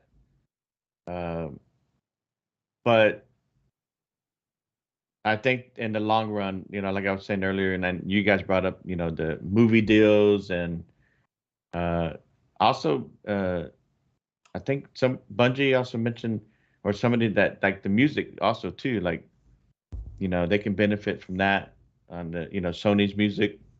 They got all that other stuff. They both provide something valuable that can go back and forth. But I do think they spent too much. Remember, it's like buying a house, when you bought your house, and then you start thinking like, dang, I think I kind of overpaid. Well, but 10 years later, and it's like, if you can make that money back and it's like, some, that wasn't not a bad bad Well, deal. and no, you're right. But here and Titan, I think Titan kind of nails it too. I think what we're thinking of is we're looking at 3.6 billion. Let's take out that 1.2 billion dollars just to keep the employees. Yeah. That means that they value Bungie's IPs and they value Bungie the company. Yeah. At 2.4 billion. Yeah. Here's and that ahead, 1.2, I mean, and they had to do that for the employees because I think I read somewhere that the employees have share in the Destiny. So for them to purchase, they have to pay the employees too. So I did not know that. yeah. Hang on, I'm looking that up real quick. Yeah, so they're Um, like Nick was saying, like they were talking about how, the employees own shares in Bungie, so some of that incentives and all that stuff for the employees, like he brought up about being, within 2 years of, Yep. payout or however that works out. Okay, so you're right. As Sony notes in the report, the majority of Bungie shares are owned by employees. So Sony will be providing deferred payments to employee shareholders as well as other benefits. These will be paid over I think as you said, these will be paid over the course of several years, even after the acquisition closes, and will be recorded as expenses. So it's almost like they're writing 1.2 billion of this off. Yeah, it really does seem like that. They can depreciate it and write it off a little bit each year. Yeah. That helps them tax-wise. Yeah, it does help a little bit tax-wise. I don't know. It's a weird purchase. It's a weird mentality for picking it up. I mean, if they see something in the company that they haven't released yet, or they see something that they think they can make that money back off on, but if you just go by the numbers that Destiny brings in each year, and that IP is coming close to end, from that viewpoint, it doesn't make a lot of sense. But then, like every other acquisition, there's like a million other moving pieces that you don't have visibility into that are part of those. You know what I mean? Like when they bought Insomniac, everybody was like, "Yeah, duh. Some of your best IPs are Insomniac. Of course you bought them. Like if it was an option, you would have bought them like ages ago, right? I mean, that was a duh. But this one is just a little bit more confusing. So there's got to be more going on that we don't know. I agree. It still also doesn't feel as natural like what you said with Insomniac, or even like Bethesda to Microsoft. That was a very natural kind of thing. Yeah. Oh yeah. I mean, it's This seems out of the blue. Somewhat, but I mean. But it seems like the same thing as Hellblade, when it's. Yeah, that studio too. When Microsoft bought that, was kind of out of the blue too. It's like it was, but I remember then Xbox they also had games from Ninja Theory on the OG Xbox too. So yeah, they did. Yeah, true. They did. But the only reason why I say this makes kind of sense because PlayStation and Bungie have had a pretty good relationship in the PlayStation 4 gen, and with the marketing deals that they had for Destiny on PlayStation, they've seemed to had a pretty good relationship there going on. So I guess, so like I said, Sony, they did overpay, but they're looking at the long term, and plus, like y'all brought up, the benefits of the talent that Bungie has as far as multiplayer games, and that can benefit on other. They may not be making exclusive games, but they can help with exclusive multiplayer games, live service games that Sony needs. So. Yeah.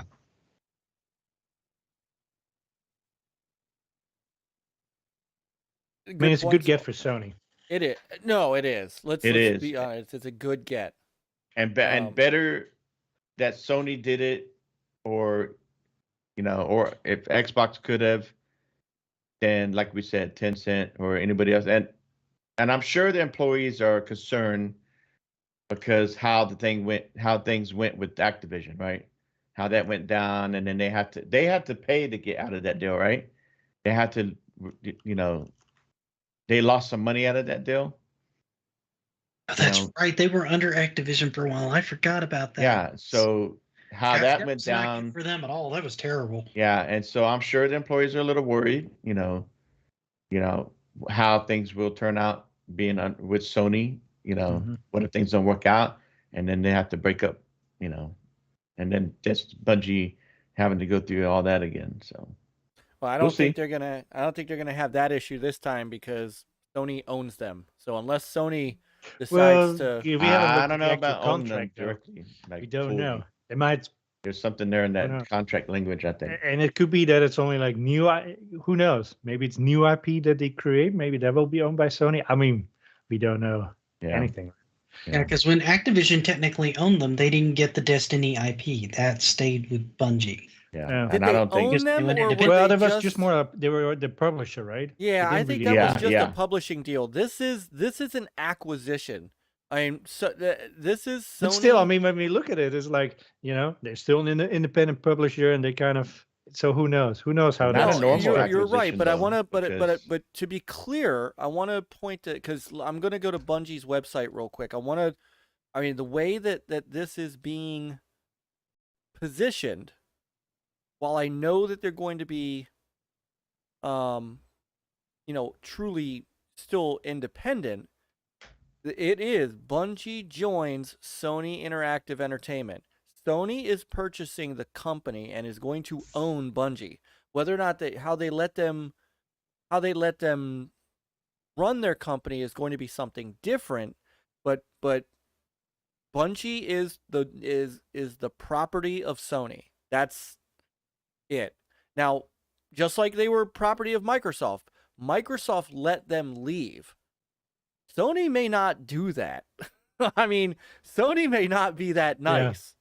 You know, Sony may say, "Oh, we'll just shut you down," right? Yeah, Sony's been known to dissolve things Yeah. before. So, you know, they I could. don't know. It'd be interesting. I think there's got to be some language in that contract where Bungie feels like if things don't work out, there's got to be something there where they can break off and still be independent. They still own Destiny, at least, you know. Yeah, I'm not seeing anything But there could be a deal where here. if they were to Sony's- break off Destiny, Bungie would be like, well, we own the gaming rights and all that stuff. But okay, now, you know, Sony still owns Destiny movie rights and, you know, that stuff. Who knows? It's interesting though. Yeah, I mean, where is it? I just saw it. That Sony said, hold on.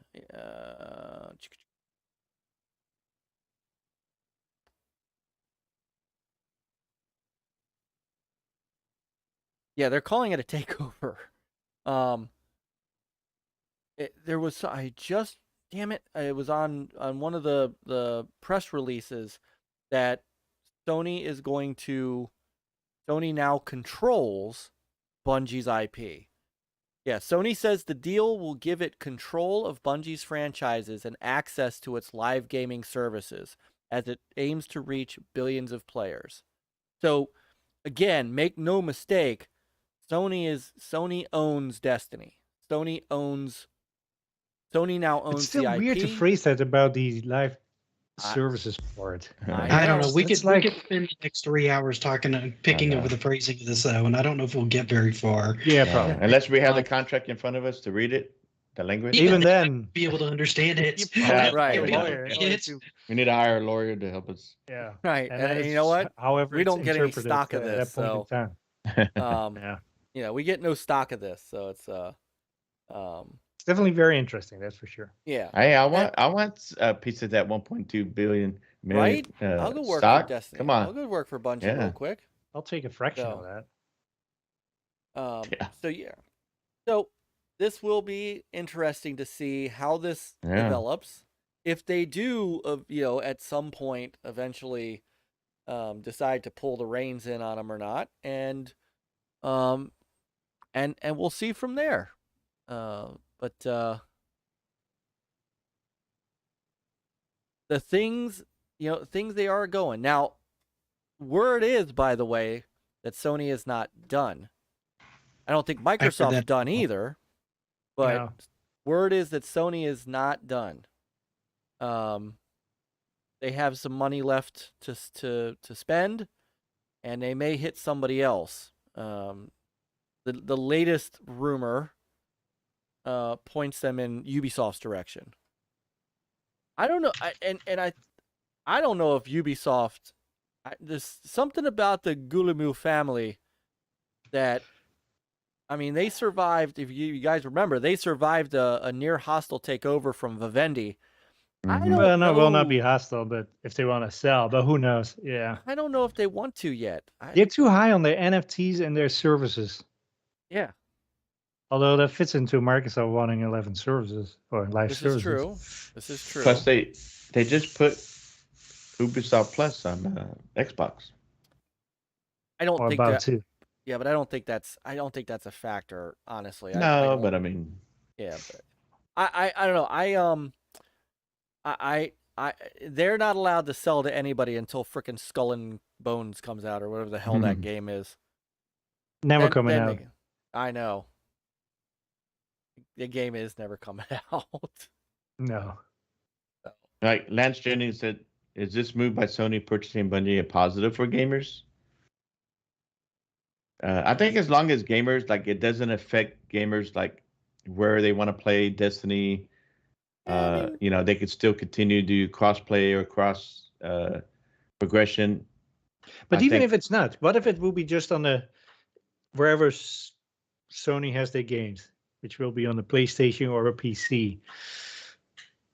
It's not necessarily bad. It might be No. inconvenient if you don't have a PC or a PlayStation. I think where it can potentially help them is if when they had their talks, Bungie managed to convince them by an IP that they had an idea for that they really wanted to push and said, hey, we're worth this. And if you buy this and we can get your support, we can bring this out and this will be just massive, right? Because Sony's usually pretty good. Like if you have a really good IP idea, they will dump money into it, right? To get it out the door the way you want it. Mm-hmm. Microsoft's known to do that too, but Sony has like this really, really good track record of it right now. Microsoft's getting much, much better at it. But if they have something like that happen, I think it'll be great. If they want to do this just to do movie and TV show deals, no, just no. If they can start doing video game adaptations well, then that's great. That's a new medium of can have, but most video games have not translated into theatrical films well in the past. Traditionally, most of them don't work. There's like maybe less than 5 I can think of that actually work right now that have actually come out. Now there's more coming out, like Uncharted and stuff like that. We'll see how that does, but Yeah, I definitely look forward to seeing that one. All right. Titan Drago said he saw that Sony has $7 billion for acquisitions. Hard to see Ubisoft fall into that price point, which I kind of agree. I mean, Ubisoft. for that. I mean, their IP, of whether you like them or not or whatever, I think they've all done pretty well over the years. I mean, Ubisoft's one of my favorite publishers. Mm-hmm. I love their games. I play a lot of Ubisoft games. You gotta spend some money on that. Yeah, but I'm not a huge Ubisoft fan, but even I'll look at that price and go, no, you're not going to get them for that. They got to be around the same price as what Xbox paid for ZeniMax, but then again, ZeniMax was multiple studios, right? But Ubisoft has multiple studios. Yeah, they're quite large though. Yeah, they are. So it's got to be around that same price point or more. Like 11. Possibly, Maybe. Yeah. I mean, the I don't back see- catalog is huge too. Yeah, I can't imagine Sony buying that at that price point. But no. I mean, they may go after, and so Doug's Gaming did say, I'm surprised none of these big companies are trying to buy an indie publisher like Annapurna or Devolver. I don't think Devolver's for sale. no, I don't think so But- either, because they did some acquisitions too, right? I think Devolver Yeah. did. Isn't that I by think so. Double Fine or something like that? No, Microsoft owns Double Fine. Microsoft Yeah. bought Double. Yeah, but they bought some other They ones. bought some I other forgot what it ones. was. Yep. And but I Double think they- Fine would have made sense to be with Devolver, though. Yeah, it would. It You would know. have. It would. Yeah. And I think Devolver likes what they're doing. I mean, Yeah. you could Oh yeah, you could tell just little by their quirky. E3 present. Yes, you could tell though Yeah, by I their love E3 this, yeah. presentations that they enjoy what they're doing. I don't think they're Yeah. for sale. Annapurna, Niall, Niall said earlier they could have bought Spiders, who I didn't realize that was the name of the developer that did Godfall. They could have bought Asobo. Maybe they make a deal for who did Medium? Is that Asobo? No, Who did the Medium was I'm the sorry. Polish studio. Yeah. Hold on. Yeah, the Medium. Polish one, right? What was it? Bloober. Yeah, Bloober that's team. right. Yeah. They could make a Bloober team. So, Qeorge, what's up, brother Qeorge? Yeah. Not to sound cynical, but if you have enough money, everything's for sale. Well, Activision sure showed that. But everybody Bungie also said too. has You got money, then we're for sale. Yeah. Well, Activision was looking to sell anyway, and my understanding were. is they were looking to get out from the get-go. Yeah. But Microsoft got a deal on that, right? Because I think Pachter said that before all this deal went down with the harassment and all that, they would have been up a lot more than the 60 or 70 billion. And so Xbox got a deal on that. Yeah, because the stock was way down too. So it's Yeah. Had they waited until if they had waited too long and Overwatch 2 came out, I could definitely see where the market cap on them would have been way too high. Like they might have gone into that $80 billion range. Dude, Blizzard doesn't have anything coming out for like the next 4 years. They're shedding talent. They've had major producers and developers and directors leave for not only Overwatch 2, but for Diablo 4. Yeah. What's the date on Diablo 4? They can't keep people right now, man. It's just bad over there. Well, maybe not right the thing now. Is, like, I think the only way to, let's call it salvage that company is by, by an acquisition. And you have to have somebody who's strong and being able to do that with good policies and stuff. And that's why I think maybe, and that's why I think Microsoft might be your best bet. Yep. That's why I think they had faith in Phil. He's taken over that. They're going to report to him. And Phil just got an award. Yeah, he got like a Lifetime Achievement Award. Yeah, so from DICE. I think the investors there at Activision, they probably put a lot of pressure on the CEO and said, look, you either sell or you're going to start losing more money that we're pulling or whatever. Mm-hmm. They had no choice. And, I think to keep things going and change the direction and the environment, Xbox and Phil, they've proven that, that case where they can handle that. Well, and also like with Activision, like every year they have to come out with a Call of Duty because otherwise the investors will not be happy. Yeah. Now that it's on the Xbox or on the Microsoft, they don't really have to do that. It can be every other year or something. So I would actually like to see that, honestly, because I've never been huge into Call of Duty, but it's really gone downhill constantly. Mm-hmm. Yeah, no, they definitely need and they need a breather to where they can either build a new engine or do something to kind of either shake that up or at least stabilize it, right? Because even I have some friends who play it online, and I'm watching some of their streams, and I'm going, "This map is the worst thing ever. You're literally spawning into a bullet like half the time you're spawning. This is a terrible map design. What's going on here?" I got people that they love Call of Duty at work, but they're not liking what they're getting with Vanguard and even Warzone. But you're right. I think Warzone 2 is gonna, and it's only gonna be on PS5 and the series. Well, if it's a Warzone probably by the time that's out. Yeah, the next Call of Duty. They said Warzone 2 is only gonna be a Modern Warfare based upon. So how many external hard drives are you going to need for Warzone 2? Because that thing was like, even I fully installed it, it was like 200 gig. I'm like, okay, my PlayStation 4 only has like a 250 gig hard drive. What are you doing? It was insane. Yeah. It was at least 180 gig.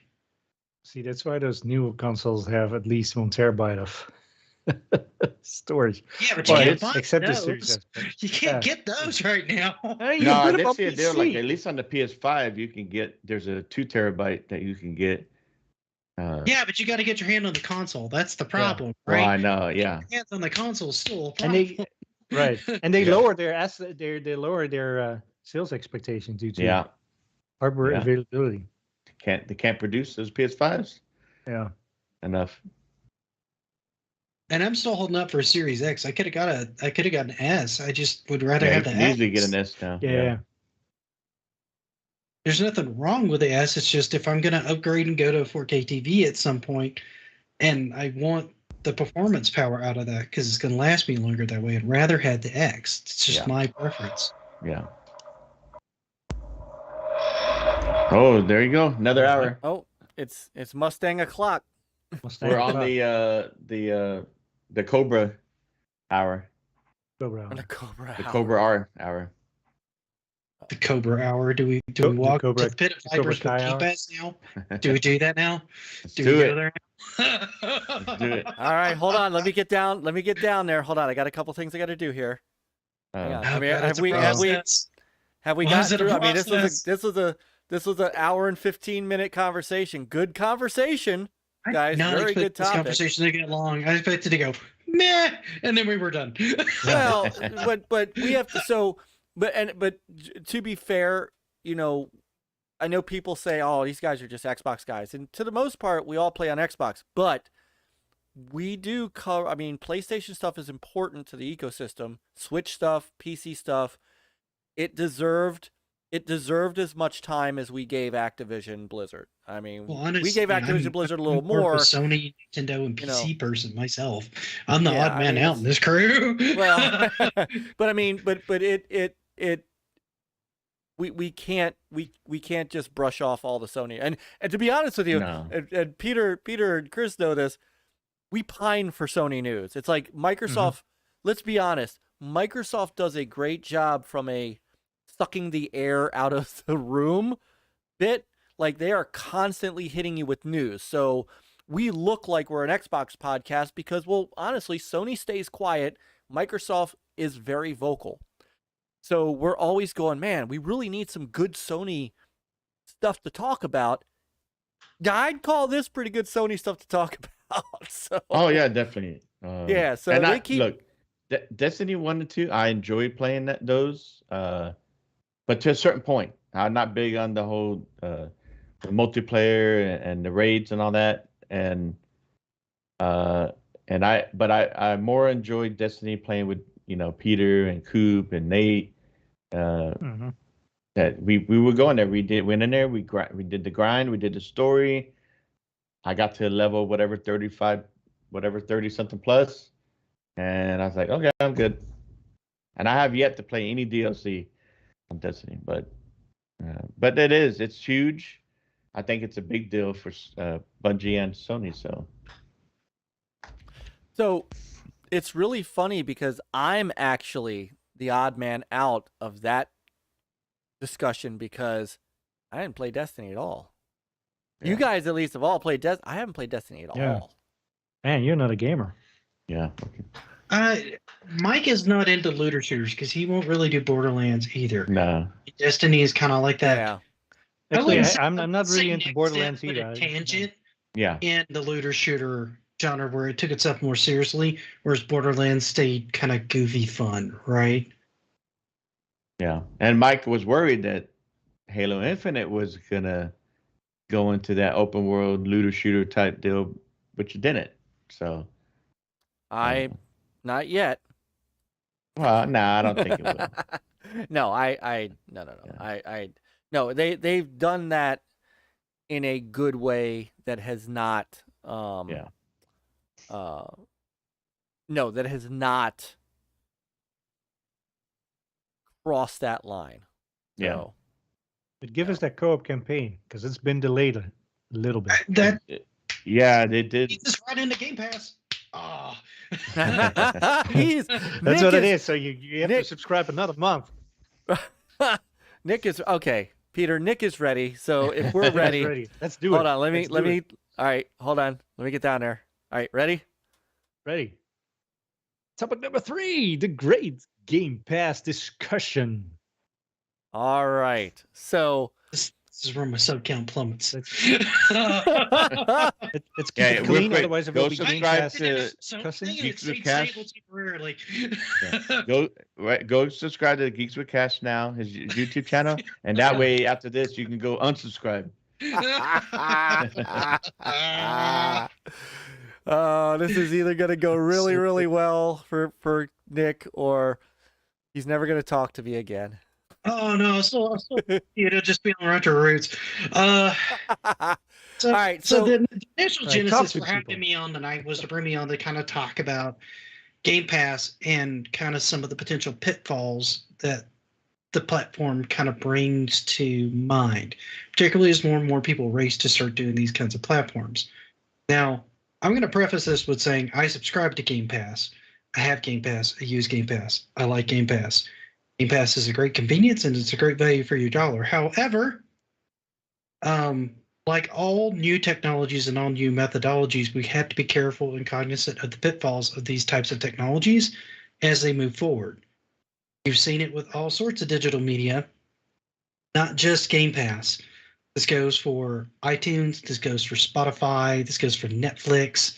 A lot of these things you're going to see similarities of in my viewpoint as we get further into this topic.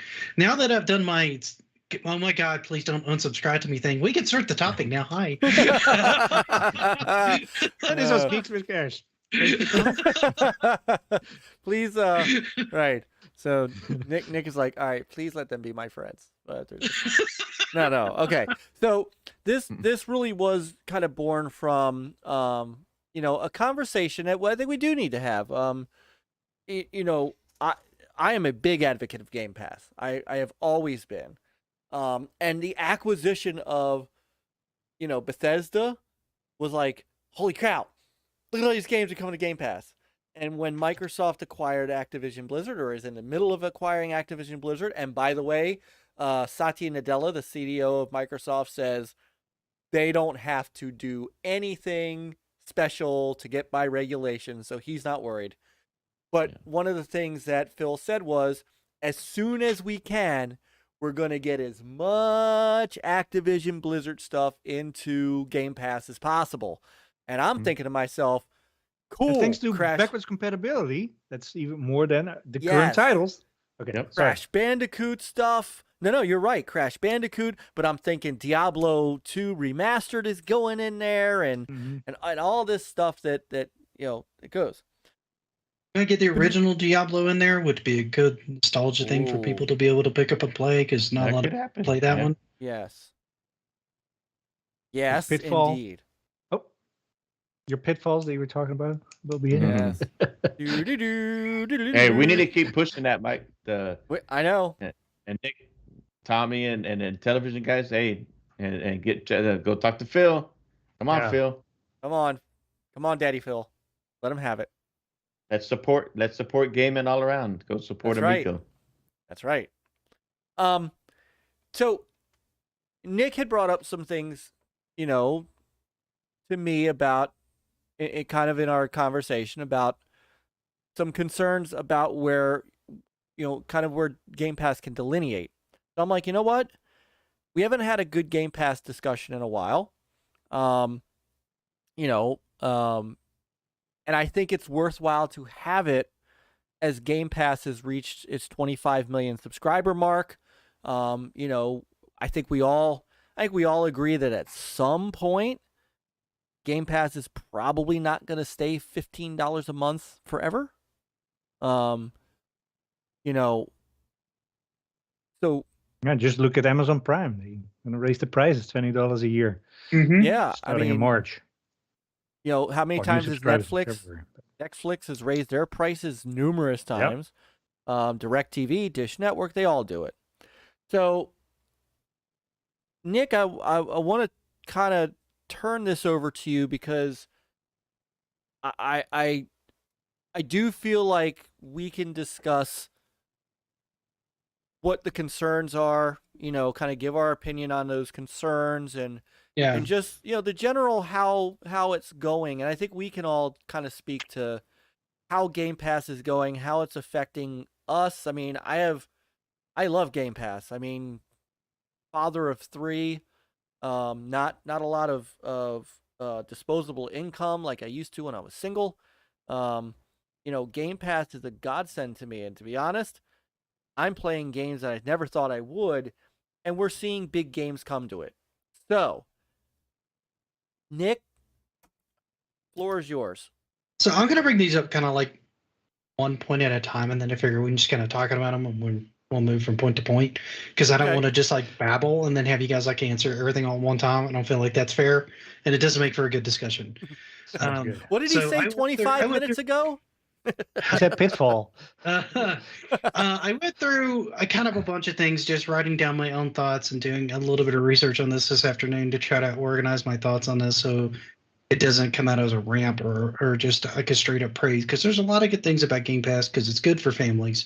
It's good for experimenting with new games, things like that, at least for right now. And there are concerns about that moving forward, particularly as more and more titles kind of come in. But one of the biggest things that I worry about as they move forward, just to go into one of the points, at least just to start this conversation, is keeping the cost down. Since we kind of started with Netflix and Amazon raising the price, I figured this is a good place to start. You do start working things in like in-game ads, because this has already happened in other games before. Street Fighter V already does that to give you fight money and stuff like that. Do they start doing something like that where they have small advertisements and things like that to try to keep the cost down for players? Is there a subscription model above that where you don't have those ads anymore? Do they segment the games more, where you're purchasing the DLC becomes more, where the game that you get becomes more of a demo than an actual game, and you have to buy the DLC to actually get the complete experience? Do they start adding in more things like loot boxes and DLC that becomes more of a core requirement than a nicety, that kind of thing? Because as you get more and more of these titles, you're going to have more and more of a struggle to keep these on the service. So you're going to see this kind of come up again when I start talking about other things that I think are going to become a challenge for this as they do more and more acquisitions and you get more and more of these back catalogs up there. How do you maintain that, right? How do you maintain those servers and that availability of saying, well, all these are going to be here all the time? How do you handle that? I think that's a potential pitfall that can start coming into Game Pass. It's not there now, may not be there in the near future, but it is something that could conceivably be a future problem for this kind of service. So I'll open that up to like debate at this point. Okay. Real quick, the only thing I'll say on that. I think you can have the same thing without even the Game Pass, just any publisher can publish a game, I think part of my question is you're only paying. I think part of the big thing is you're only paying $15 a month for this, right? Mm-hmm. Right. And at some point, what you have to maintain, and when you hit max saturation, you're not going to have the capacity for. The amount it takes to fund to keep all this stuff up there and available for the consumer is more than you're bringing in revenue. Right now, it's completely self-sustaining. That won't hold forever. It can't. Yeah, certain games have natural, they have a natural natural upgrade. Like, like say Forza Motorsport, only the latest one is on the service, but also like only the latest one you can purchase, because the other ones, they cannot be legally sold due to licensing and other stuff. If you have certain sports games that, you only have the latest one with the most current roster on it. But even like outside of Game Pass, those games are not really supported either, even on their independent platform. Yes and no. Steam does a really good job of leaving those games available, and most games being available on future platforms. So if Microsoft wants to be the next sort of like Steam or place you go to for all these legacy games, but they need Steam doesn't have that subscription though. No, Steam doesn't have a subscription. They make so now let's make sure we don't I know. confused or mingle like the actual store where you bought your stuff. Because even though I bought, say Forza Motorsport 5, even though you cannot currently buy it, I can still download it from the store. And when Xbox Series XX comes out, and it might still be playable on that one, so I can still bring it forward, like what you mentioned, just with Steam with your Steam library. Yeah, So fair point. But you're also looking at Microsoft being one of the best at supporting backwards compatibility. If you're not supporting backwards compatibility and keeping those games available, are you still really leading the market with backwards compatibility? Because maybe I don't want Forza 5, maybe I want Forza 2 or Forza 3. right. Maybe that's my favorite, and I want to play it even if I can't play it online. Maybe I want to play it locally. Maybe I want to have it available. I'm paying you for the service. You're telling me these are going to be there, and then you start removing them. Do you cycle them in and out like Netflix? Or are they always there? So Well, when it comes to games like that, where it has music rights, that's why you car don't rights see, and Yeah, stuff. I mean, that's- you don't see that Forza might be a bad example. Though. and Horizons. Now your first deal on this, and how can Xbox sustain Game Pass in the long run? Blah blah. Without, like you said, adding ads and microtransactions. I'll say the number one thing that what Game Pass has that Netflix doesn't have, because people like to compare them, is that Game Pass has Microsoft Vault money. Netflix does not have Microsoft money. Netflix has that's true. to. They But you need understand ads. why people Yeah, can they have their right? Because Because it is a service. It's Yes, a similar but service. it's a service. But the thing too about Game Pass, those games that go in there, it's an upfront contract what they have with these developers. They give them upfront cash or whatever. But at the same time, these games can sell their games physically or whatever other places other than being a Game Pass only. Netflix, those movies that they have to spend a lot of money on to get people to keep subscribing to Netflix, is that a lot of those movies, where else do they sell? You can only watch them on Netflix. So if you want to watch them, they're only on Netflix, and you have to watch the ads and all that other stuff. It's to me, that's where the big difference ends right there, is that they're both subscription services, but Game Pass has Microsoft money, and those games can also make money besides just being a Game Pass. But So right, and also there's a difference between first party and third party games. Like third party games, after a while, they disappear from that. yeah, From Game Pass. At that point, you can buy them with a discount due to your subscription to Game Pass. So, and you don't have that on Netflix, right? On Netflix, when a movie's like, oh, this is the last month, at that point, you might not even have access to that movie at all, unless you bought it at a store somewhere physically, but it might not be on any other streaming service or something. Who knows? But that's about the third party. That I want to get into at some point. But the first party, I mean, right now, Microsoft first party catalog that's available is not as it's not super large. I can see your point. Like, say 5 years down the road, I don't know, made that up. They will have so many first party games that they might want to decide to cycle some stuff in and out just to keep it fresh and for people to discover your games.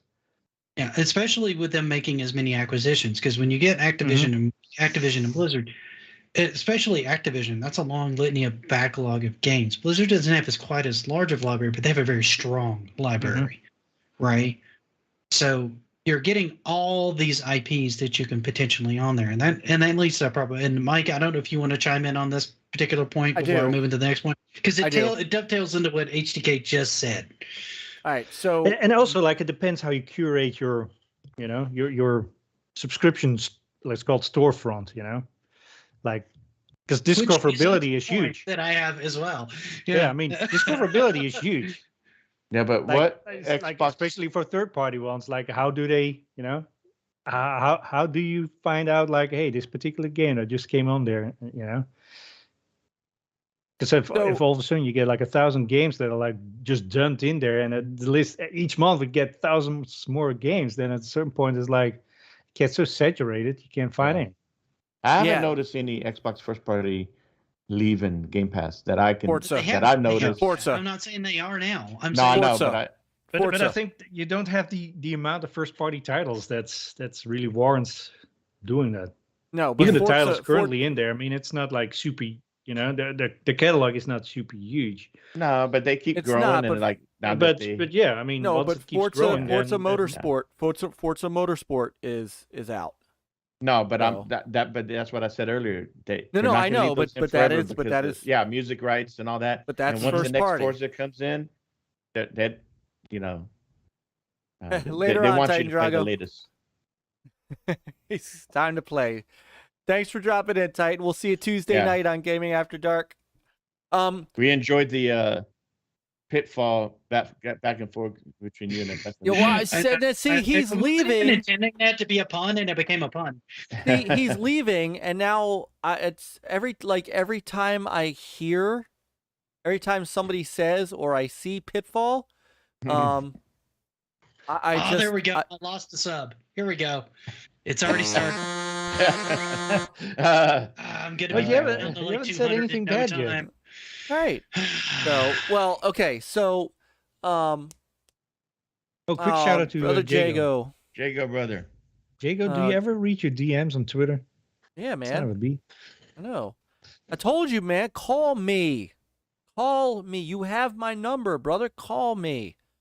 Jago's hurting right now, and we need to lift our brother up. So Yeah, brother. I'm here for you, we brother. got you. We got you, man. We got you. You're not alone. All right. You're not. Just And remember trust that. me, I know. I've been where you've been. So So, so the thing I did want to respond, like, I get actually what you're saying, Nick. Especially with the curation part. I mean, there is a point in time to where, there's a point in time to where the catalog gets so big, and I'll be honest with you, I'm kind of experiencing that a little bit now. I go into the catalog because I'm like, all right, I want to play something. What do I want to play? What do I want to play? Let me go look in Game Pass, go find something. And I just find myself scrolling through and going, Jesus, I can't find anything. It's like looking in the pantry, knowing you've got a pantry full of food and going, I don't have There's anything. nothing to There's eat. nothing to eat. All right, there's nothing to eat. So I get that, and that is something that Microsoft is going to have to kind of start figuring out as they grow, especially as if as they said, they're going to start putting Activision games in there. And what you don't want to have happen, which was sort of the point of Game Pass, and one of the reasons that there's a lot of independent developers that love Game Pass, is while it's awesome to have big games in there. Like, I think having big games in Game Pass gives it immense value.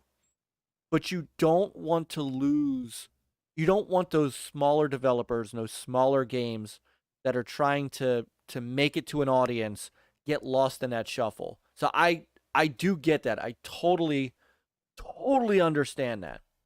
And that What I will- brings into my next point of Well, let me at some point. Go ahead. Go Well, ahead. let me finish up, because the one thing I did want to respond to, where you said keeping the games on the system. How do you keep the games on the system? So, and you and Peter were kind of talking about and making some really good back and forth about this versus Steam, and Peter kind of brought me to the point. He kind of solidified the point I wanted to make with the store. I honestly think that, like, every game that comes out, PlayStation, Switch, Steam, Epic, they're all on a store. They're all stored on servers somewhere. Every game that you can buy on Xbox is in the Xbox store. So the game's already there. What I think that they do is they probably have a marker for that game. They probably go to the catalog and say Outer Wilds, because that's one of the latest games that came back in the Game Pass, which I am going to stream, by the way. I know I said I would, but I need to do it. They probably found that game in the store, and check the box that says in Game Pass. And so it pops up in the Game Pass list. And if you have Game Pass, if your account has Game Pass, then that game is free rather than having a dollar amount assigned to it for you to buy. So I don't think I don't think they're ever going to have an issue of we can't store all these games on the servers. They're never going to have that problem because the games are already there by virtue of them being sold.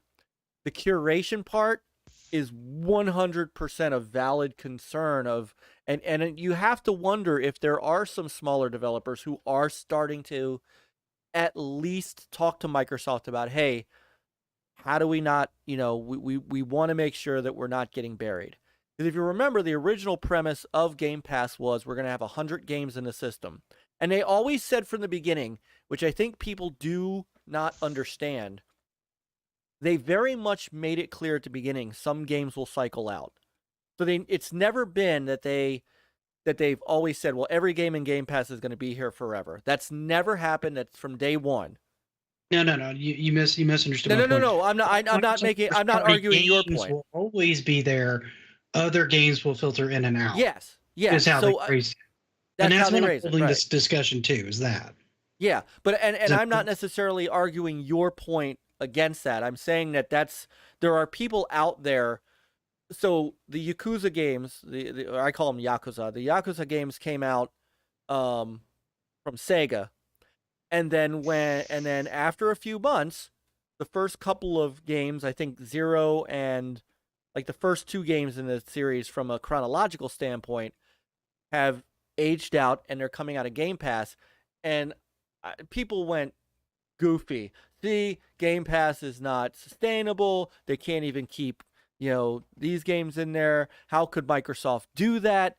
Well, they've always said the third-party games are going to cycle. The first-party games, with the exception of licensed stuff that they can't renew the license on. And with Forza, it's not only music, it's also the car licenses. That's why you don't see a lot of older machines. That's why you don't see Project Gotham as backward compatible on the Xbox One and up, because they can't get, it's not the music. The music is generic. They can't get the licensing for the cars anymore. So the curate, it was always billed as you can get 100 games in Game Pass. Game Pass right now has triple that. I mean, they've got about 300 games in Game Pass. And even like great. some games that, came back to Game Pass. Like Outer Wilds. Wilds. They cycled out and they're right? like, Descenders, that guy, the guy who makes Descenders, he's like, my game will be in Game Pass forever, because he makes money off of selling it off other consoles. And he's like, believe it or not, my sales went up after the game went in Game Pass. And okay. And by the way, Halo Infinite was we don't talk about MPD anymore. We really don't. Mostly because, I'll be honest with you, I forget when they come out. So I don't bring them up. I don't pay attention to it anymore. And I don't think that the general gaming public pays attention to it like we used to. But in the month of December, in the month of December, Halo was number 2. And that's being in Game Pass and the multiplayer being free to play. It's the second. It was the second best selling game by dollar value. By dollar value. So Game Pass Game Pass doesn't hurt games when they're trying to sell them. The curation issue is definitely something that they're going to have to get a handle on. But it's the same thing at a store too. Yes. You get to a store and there are like thousands of games down there, and it's like, how do you? Something like, I'm sorry. Go ahead, Peter. No. I mean, my mind's just racing. Go ahead. No, I mean, what I said is like even in a store, you still have the same curation problem. Like when a new game gets added to the store, and that's on Steam, that's on Epic, that's on any store. Like how, you have to be able to discover that. Unless you subscribe to something and actually tracking, like, hey, this new Destiny 3 is coming out at November of 2023, and you have that in your calendar, and then you know to look for it. But somebody who's just browsing, then I just bad example probably, but Well, you know what I mean. Well, not necessarily. The difference between what I would say is a brick and mortar store and an online store is an online store is going to have a wider breadth of stuff available at all times because it can, right? Brick and mortar store has limited shelf capacity. So Well, when I talk about store, I talk about digital. Okay, store. okay. Not My bad. brick I and thought you were mortar. talking like Best Buy and Target. No. And I'm like, well, that's a bit different, right? Because of space, Yeah. physical space limitations. Right. Okay. All right. So far, Nick, you're in a clear. No, not. I'm going to be actively losing These is like- subscribers. So Planting some seeds and. or So some here at some point, and this by the kind way, of somebody into say the same Pitfall. kind of conversation we're having. First party, Somebody- not some- all somebody- these, depending on how many servers you have and how much storage space you have on the servers, to be able to allow people to access those and download those, because you're getting a fine amount of money to support these servers as it being a subscription service. I'm not talking about things being in and out of Game Pass or on the store, but how much stuff is selling on the store versus people really playing stuff on Game Pass. That's what I'm taking this, right? A lot of your first party titles are going to take over for the most part, and a lot of your third party titles are going to kind of get the back seat, and indie developers run the risk of potentially, if they don't play ball quite the same way, kind of dovetailing this into another question, of if they don't play ball quite the same way, are they really going to get highlighted as well versus somebody else that will play ball with them the way they want them to? Or are they going to get pushed out for these first party titles and these other developers that will play ball the way that Microsoft wants to play ball? Yeah,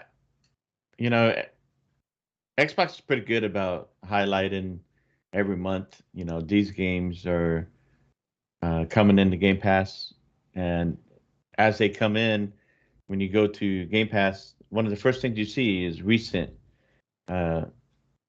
games coming in, right? Mm-hmm. And they've been pretty good too about also letting you know these are going to be leaving soon. So, get in there and play them, or you can go buy them at a discount before they leave. But I have not seen anywhere where a first party has an advantage over, like a smaller indie game when it comes to highlighting, like, hey, this is what's coming in. They pretty much leave it up to the gamers to decide what they want to play. I'm not talking about right now. I'm talking about potential future problems here. All There's right, nothing wrong with the way they're doing things right now. I don't think there's any problem with it as it exists today at all. These are potential future problems. I don't see anything that would, to me, would worry that going in the future, because they want to continue having that relationship with all these developers, third party or whatever, to say, look, we want you to, they want them to incentivize them to come into Game Pass. And one of those is to show that, look, as you come in Game Pass, one of the perks is we're going to highlight your game. And it's going to be there. But in the end, it all comes down to, and of course, these developers, third party, they also have to put the work into to highlight their game and say, look, you can play our game in Game Pass or here, and to keep try to grow the engagement, and of course the game, number one thing, has to be good enough to warrant gamers to be like, hey, this game is pretty good. And then, it also comes down to, like us, we'll stream the game. You see it out there, highlighted, not just by Xbox, but highlighted by other gamers streaming it. So I don't think it all falls on Xbox to have to be the main responsibility to, highlight these games all the time. If you're going to put your game in Game Pass and you're going to agree to put it into Game Pass, they do hold some responsibility as far as like making it visible enough that people want to get in there and try it. When you agree, well, they do, but they have some responsibility, but they're not fully responsible, because in the end, it still comes down to that developer. They still have to help. They get some money up, right? They get some money up front, and then that developer can use that money to help. They can market their own games along with, and of course, it's in Game Pass's, Xbox's interest to help highlight these games, because they want gamers to subscribe and they want to keep them subscribed to Game Pass. So it's in their interest to highlight all their games, not just first party. Because you have a diverse, gaming market out there. Not everybody wants to play Halo. some people look at indie games that's all they want to play, indie games. So they need to be fair across the board. Most I people don't aren't see game that. based. I understand that, but I mean, how many times do you go in there and you look at the first page and you don't really click to see the all of what's new on Game Pass, or you don't click the all of what's up and coming on Game Pass? I mean, It all comes down to the that kind person, of goes each back person. to the curation thing, right? Who ends up front and center, who doesn't? How does that visibility work? How do they promote that moving forward, right? I mean, when you look at it, like you might get the most people playing. I mean, how should I phrase this? The bigger games will get the biggest audience by definition, pretty much, right? Unless it's like a very special indie game that, all of a sudden like that's very popular and people start playing that. But otherwise, it's probably more people will play like a big AAA versus an indie. I would say it depends on part of it depends on the visibility too. There's been times I picked an indie game over a AAA game just because it looked more fun. Well, but that's you. I'm just talking about the general, just in general, like people in general. I mean, So I mean, assume that's the case, right? That more people are geared towards. I mean, like towards a big AAA. Yeah. So for Microsoft and a game service, it will be more lucrative to have those advertising with those big, high volume games on the front page, because that will attract the most people to your service. Essentially. and that's Particularly. so I agree with so I'm going to actually agree with a few things. So I'm playing Switzerland here. Uh-oh. So Careful. Remember, those cheese have holes. Don't fall in that pitfall. Did you say pitfall? All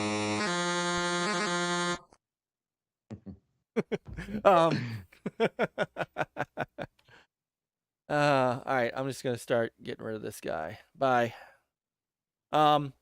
Okay, so here's the thing. I'm with Nick in that again, and I used the example I just did. If I go to the My Games and Apps or whatever it's called, and I go down to Game Pass, which is one of the options, right? You've got My Games, My Apps, and you got Game Pass, you got EA Play, because they still curate that, which is good. Eventually they're gonna have Ubisoft Play. Again, I get bleary-eyed driving through the list to see what to play. Most of those icons are freaking big. I wish they could. You can make the icon. You can make the icon smaller. Yeah, but it's small. It's still like huge. I want to have a little small so I can just quickly, helicopter over it and. Right. And one line. I prefer a list structure kind of like Steam has, where you see the name and a small icon. Yeah. I don't know if they have that option. See, I use it on PC, and it looks very different on PC than I think what you guys are describing on console. Yeah. What I wouldn't mind is, I don't know if you guys have seen. Well, I know you guys have seen it. Your games can be alphabetized and sectioned by alphabet. I would love to have that. I'd love to be able to say, okay, what are my Game Pass games starting with the letter H? That might help me to pick. So in that way, I think they're starting to get that issue now, where Nick said it was a future issue. I see it as an issue that they're starting to get. Yes, if you go to the store, which means you have to literally go to the store and then go to Game Pass to see the recent stuff and what's leaving. But most of the time, you go through your My Games and Apps, because that's where the easiest place to go to see Game Pass stuff is. Maybe what would be good is if when you went to that area in your My Games and Apps and you went to Game Pass, it instead of just listed all the games like it lists your games you own, it takes you to the store area of Game Pass to where then you can see the recently added. And I do think that they do section off by like sports and adventure and stuff like Yeah, that. they But have all genres. Yeah, Yeah, you can filter. Even on PC, you can filter by like adventure and sports and but they etc. only do that at the store level. I think if you connected your My Games and Apps to the store level, that might alleviate some of that. Because I'll be honest with you, doesn't take you to the store first. It takes you to Game Pass. Yeah, the PC is already broken down, and the first thing you see is recently added, and then coming soon, and then they break it down most popular one day. When you go all the way to the bottom, you can go to any genre that you want to look in. Yes. So to me, it looks clean on PC.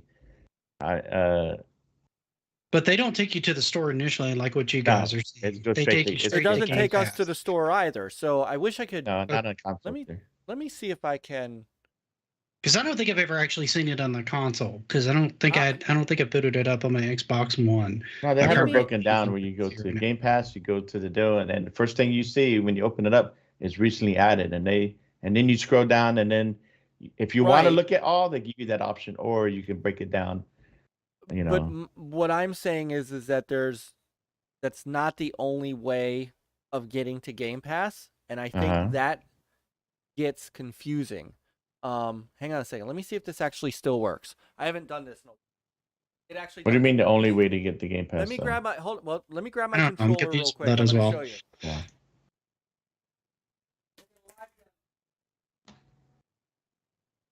Uh-oh. We lost my. Nope. Hang on. Shows on mine. Hang on. So. Because I've got mine up on PC right now. I know how it's laid out there because it's got Game Pass in the store. Yeah. And it's fine right now, but the problem is like if I go hunting for something, sometimes it's a bit of a problem to find stuff on here already, right? Because PC selection is a lot more limited than the console selection, which is kind of why I have Series X. Yeah. But it also leaves me already, even at this point, starting to feel a lot more like the Apple Store, whereas there's all these highlighted, curated titles that are good for you, where it's almost more like they're in more control of your taste than you are in control of your taste. And it's more difficult here to kind of organize, in my mind, towards my taste than, say, something like Steam, where I can follow a developer, I can highlight indie titles, I can do this and other. Now, I can go all the way down to the bottom and select indie titles and stuff like that. But if I find a developer, I don't know a way to follow a developer on here at all, which would be good, because then I know when they have stuff coming to Game Pass, when they have new stuff come in, things like that. Yeah. And that would be another good way of highlighting those things and adding more flexibility to this. This isn't necessarily a bad system.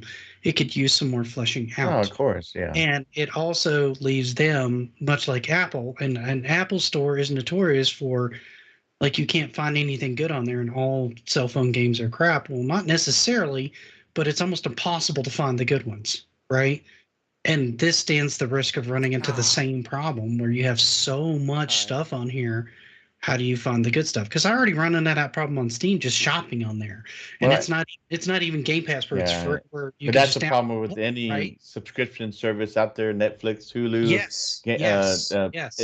It's always going to be a problem because to manage all that and to navigate, and sometimes it just comes down to each individual. If you can go in there and maybe organize it how you want things to be, so when you go in there, that would be cool. But you know how these stuff always gets updated over time, and you may not like it, and they're gonna have to go off for feedback, and they can go back and update it, however.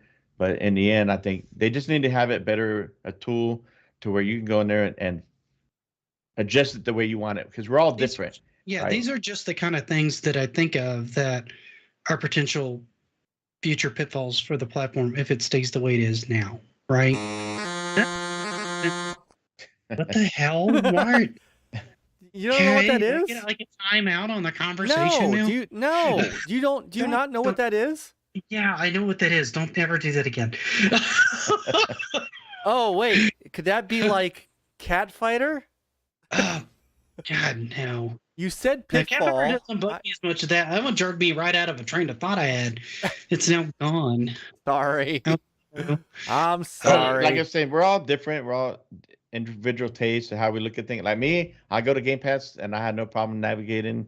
It looks organized to me. And yes, it can always use Whoa. updates and this Hang and on. that. But you know, Sorry. Yeah. Hang on. Okay. And Quick it shout just, out to this all comes down into like the need to feed the beast, because right now they've got so much stuff that they bought that there's no problem getting stuff in here and having stuff up there. Okay. But Mhm. Netflix has a constant churn problem Right. of they have to bring in new content, otherwise they lose subscribers. oh, of course. You have to constantly bring new things into Game Pass. And the problem with that is once they stop doing acquisitions and stuff like that, do you fill it in with indies?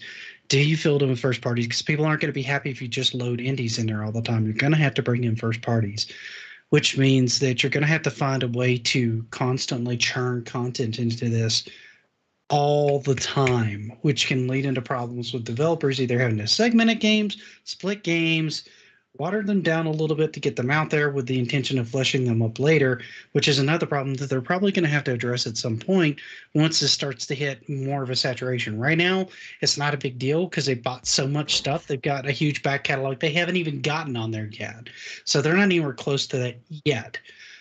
I'm talking about this as like a far-flung future kind of thing. Okay. So quick I- shout out to Reprograde for his $5 super chat. He says, "Yo, yo, up, Repo? yo. What's All going right, on?" so this is what I was getting at. And so, yes, if you come over to the store, so welcome to the live demo. So, Nick, this is your So first. you have to go into the store first. So Okay. you go to the store, and then you come down to Game Pass. So now there's a recently added, most popular. So, but that's not always how you go. So if I go back to the home screen, Okay. right, I have my games and apps, right? And this is really cool. You can group by letter. You can group by all kinds of fun stuff. I didn't even realize you can group by console type. So if I wanted to look at just my Xbox One, my Xbox 360, if I want to go to my 360 and OG games, they're right here. That's all great. So if you come down to group, to full library, you have all owned games, you have all owned apps. So then you have Game Pass and games with gold. This is typically where I go to look at. Well, okay, so here, I'm in my. That's where I go know, to for Game So Pass. here's the thing. Oh, it's who they did add it. Okay, all right, They I gotta stand corrected. work this store for the Xbox. That looks kludgy to me. Yeah. That feels And like the thing is, like, the but- icons okay, are so, so- big, so the only row that you really see is that one row of games, and the other ones are like cut off. It really bothers Yeah, let me me. see. All right, so let's yeah, see. visibility on that's even worse than it is on PC. That's terrible.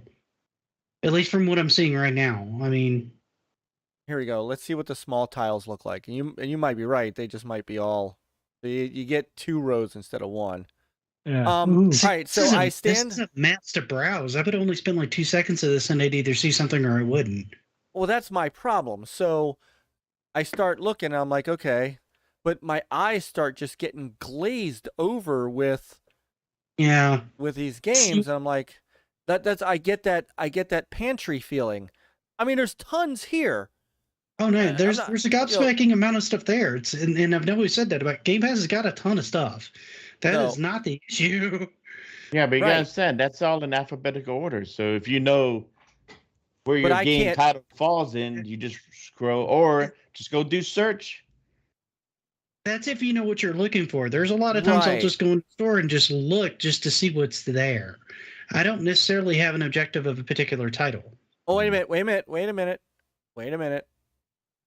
We may have the answer. See, Chris may be shutting all of us up.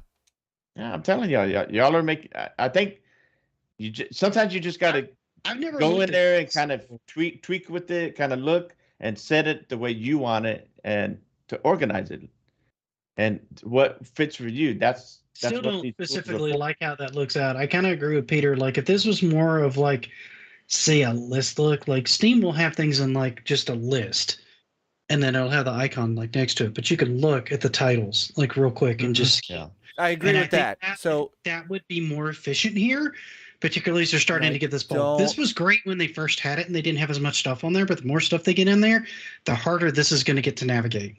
Even what's with it console organized type? A, B, Let's C, see. and D. Because at some Alright, so point you're that's going to do A's and you're going to have like optimized. 3 or 4 pages of A's on here, and it's going to be ridiculous. Go to the recently added. How would that look? See, they even have leaving soon, so you See, can, but down in here, well, there are not as many. So, right, but they're also but not still, in you can alphabetical change order. the, yeah, I think it might be in the order that it got Oh, added. I forgot Yeah. contrast is in here. By the contrast. way, You need to download it and play that. I need to check that so out. I don't yeah. even I need to played Contrast download a little it. bit So on a console ages ago. I never got all the way through it. I'm gonna give you guys a quick demo. You don't even need to download it. That is true. So you're Cloud. just streaming it then? Oh, quit remote play. Actually, I Yeah. can't do it while I'm remote play. But let me tell you, I am a fan of this for one Yeah, reason. That's great. So I might not like, See, that's not an option on PC. You have to install it on PC. not yet, but it's got to be coming because it's you can coming. do cloud Yeah, it's gaming coming on soon. PC. And that's it. So That's it. Then this is more of a real world problem. I feel like PC users of Game Pass kind of get screwed a little bit because when you don't have access to as much content, you can't stream the content, and you're still paying as much as the console users for Game Pass are using. But maybe so- soon you can. Maybe It's streaming soon, the but cloud, the Yeah. faster would be better on that because I'm already paying them more money than I'm getting access to because of what you're showing me here. So Well, that's there's right. some things that are only on PC that are not on console. That's too. true, but True. there's more stuff that's more on. There's more stuff on console than there is on PC. Well, I think console's that'll. been- I think yeah. I think that's going to change as Microsoft is getting more. Yeah. You know, I think that's going to change as they're. Oh, you can It's gonna cloud game catch on up. PC, Dread? I hadn't seen that option. It just tells But me. can to you install- do it directly from the interface, or do you have to go through I don't know. So I web haven't- browser I and haven't then seen go it to as an the, option yet. to the thing? So what's cool about this is, I can't show it to you live because I'm remoted in, but what I have done is, like when I played I have Ultimate ABC. I don't or know how where it about is. ABC? Did the artistic escape leave? Because I know that was cloud based because I played it cloud based. I don't see it Artful here. It Escape? must have. Yeah, Artful it's right Escape here. must have That left. was never in Where? Game Pass. You see it? It's Yes, it it's under was. the A. It's the second row, Yeah. second icon. Is it? Oh, there it But is. you can Artful see Escape. it because I bought that, the yeah. art Right, I because could've the sworn I paid tiles for are that. so the freaking small. Right. Thing where you just have the title text. Would have found it already. Right. Abacab is right. Do you have Game Pass Ultimate? I'm 90% sure I've got Ultimate. Okay. Because I'm pretty sure I'm going to have to Oh. pay for Ultimate because I was intending on getting a Series X or using it on my One as well, which I haven't done as much with. I've mostly been using it on PC, but I went with Ultimate because I wanted all the features. So, and welcome Abacab72. Welcome. And Yobi, brother Yobi's in the house. Peace, love, life. It'll be. Yobi is a member for 10 months. He says, NLG, Oh. keep making a difference. Oh, Peace, love love, you, life. Yobi. Love you, brother. So I played this entire game on cloud. What's cool about that, and I don't mean to turn this into an advertisement for it, but if there's a game on here that I'm not really sure about, I don't have to download it and install it. And if it's something that's like Blinks, where I don't want to go and get, well, it's in Game Pass, so I don't have to go get my my disc. But you know, if somebody's like, hey, you know, Blinks looks pretty cool, and we know Blinks isn't going to be 4K, you play it over the cloud, you don't have to install it on your machine. Now it'll prompt you and say, hey, you know, this is going to be better if you download it, because I'm pretty sure cloud gaming right now is locked to 1080p. But I love how they've integrated this in, and it allows you to play some games that you just might not think about. And then if you do want the full 4K experience and all that stuff, then you just download it, and then your save, of course, comes through and all that stuff. So, all right. Yeah, So, no, I don't have any problem installing the stuff. That doesn't bother me. I just didn't see that option on there.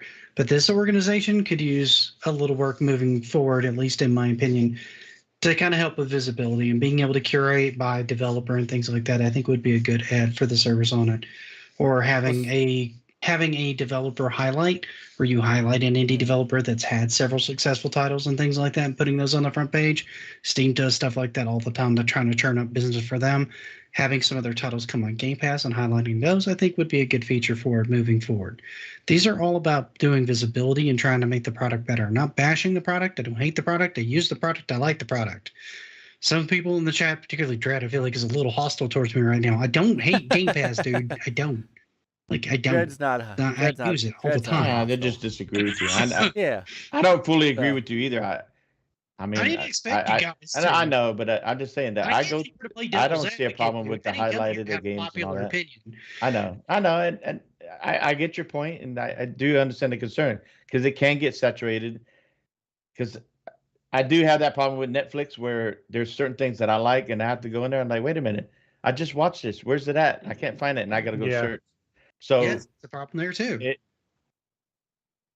And Jan, people Game are Pass could get that way. It's doing itself. Thanks. But the one thing that I have confidence with Microsoft is a software company. They're used to having to deal with all these software, updating this and that with Windows and all that. And I'm sure they get the feedback. They understand that this is over time, and they are a cloud business company too. They have servers. That's what they do. That's part of their business. So they understand that they have to find a way to make this stuff work. And I think as long as they have tools here to where we can adjust it to our needs and wants, so we can go in there and navigate, then I think that'll help all of us individually. You can't have one fit all. So I'm not saying you do.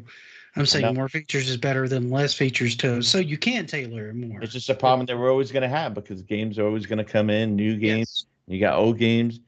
It comes to the individual. As long as they give you the tools, you can go in there and organize it. It's just... But I'm gonna step in here because, and again, I love the fact one of the nice things about going last, because I have to sit over here and manipulate stuff, is I get to hear some great points, and I want to go back to something Peter said, because the more I look at this, I mean, let's. It's always what Peter said. No. That's right. Yeah. I said something about what you said earlier too. But let's even make these large tiles just for the sake of large tiles, right? So this is fine if you as long as you don't have a big a game with a long name, right? And you can kind of see what the games are. You can kind of see this is Bassmaster, that kind of thing. But now you're in that giant thing. On the other hand, I'm going to go back to the medium tiles. When you start breaking the tiles down, then you start getting to where the titles of which you, by the way, you have to put your you have to put your cursor over the title of the game to see what the game is if it just has a picture on it. Like, I have no idea that this is called Anvil, right? Vault Breaker. And it's not even Anvil, it's Anvil Vault Breaker Game Preview. So I don't even know it's Game Preview because so to Peter's point, one way that you should be able to have those options, like you're saying, Chris, to where you can set this up how you want, is to be able to list the games by name. Like being able to have a text list of the games. I think I think that's a great idea. I think that can cure some of the curation part, because again, as I'm going through let me go to See, right now you're leaning on the thumbnail of the game being to really, really pop and stand out amongst the noise, right? Which is fine. That's on the developer to do their own box art, but it does hurt some that might have a cool game that you just don't recognize what the box art is, and you can't read the name of it, so you can't find it. You could always try to search for it, which is a little clunky on the console. I know I've done searches on it. It tries to help you the best it can, but it's still you interfacing with a controller. It's just awkward, and it always will be.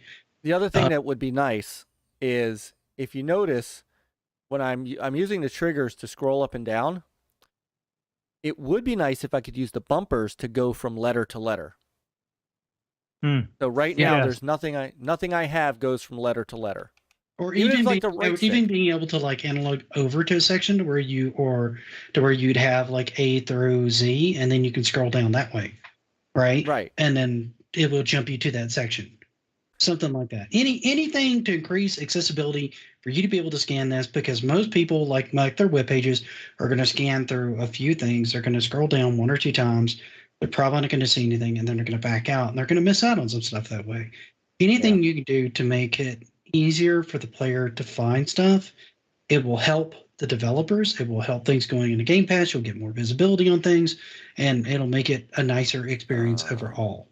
Right now, what else? you're basically going to kind of look at that front page and go, well, here's what's highlighted, which makes it more where people are going to lean into Microsoft tailoring what you see rather than you hunting for what you see, because it becomes cumbersome quickly.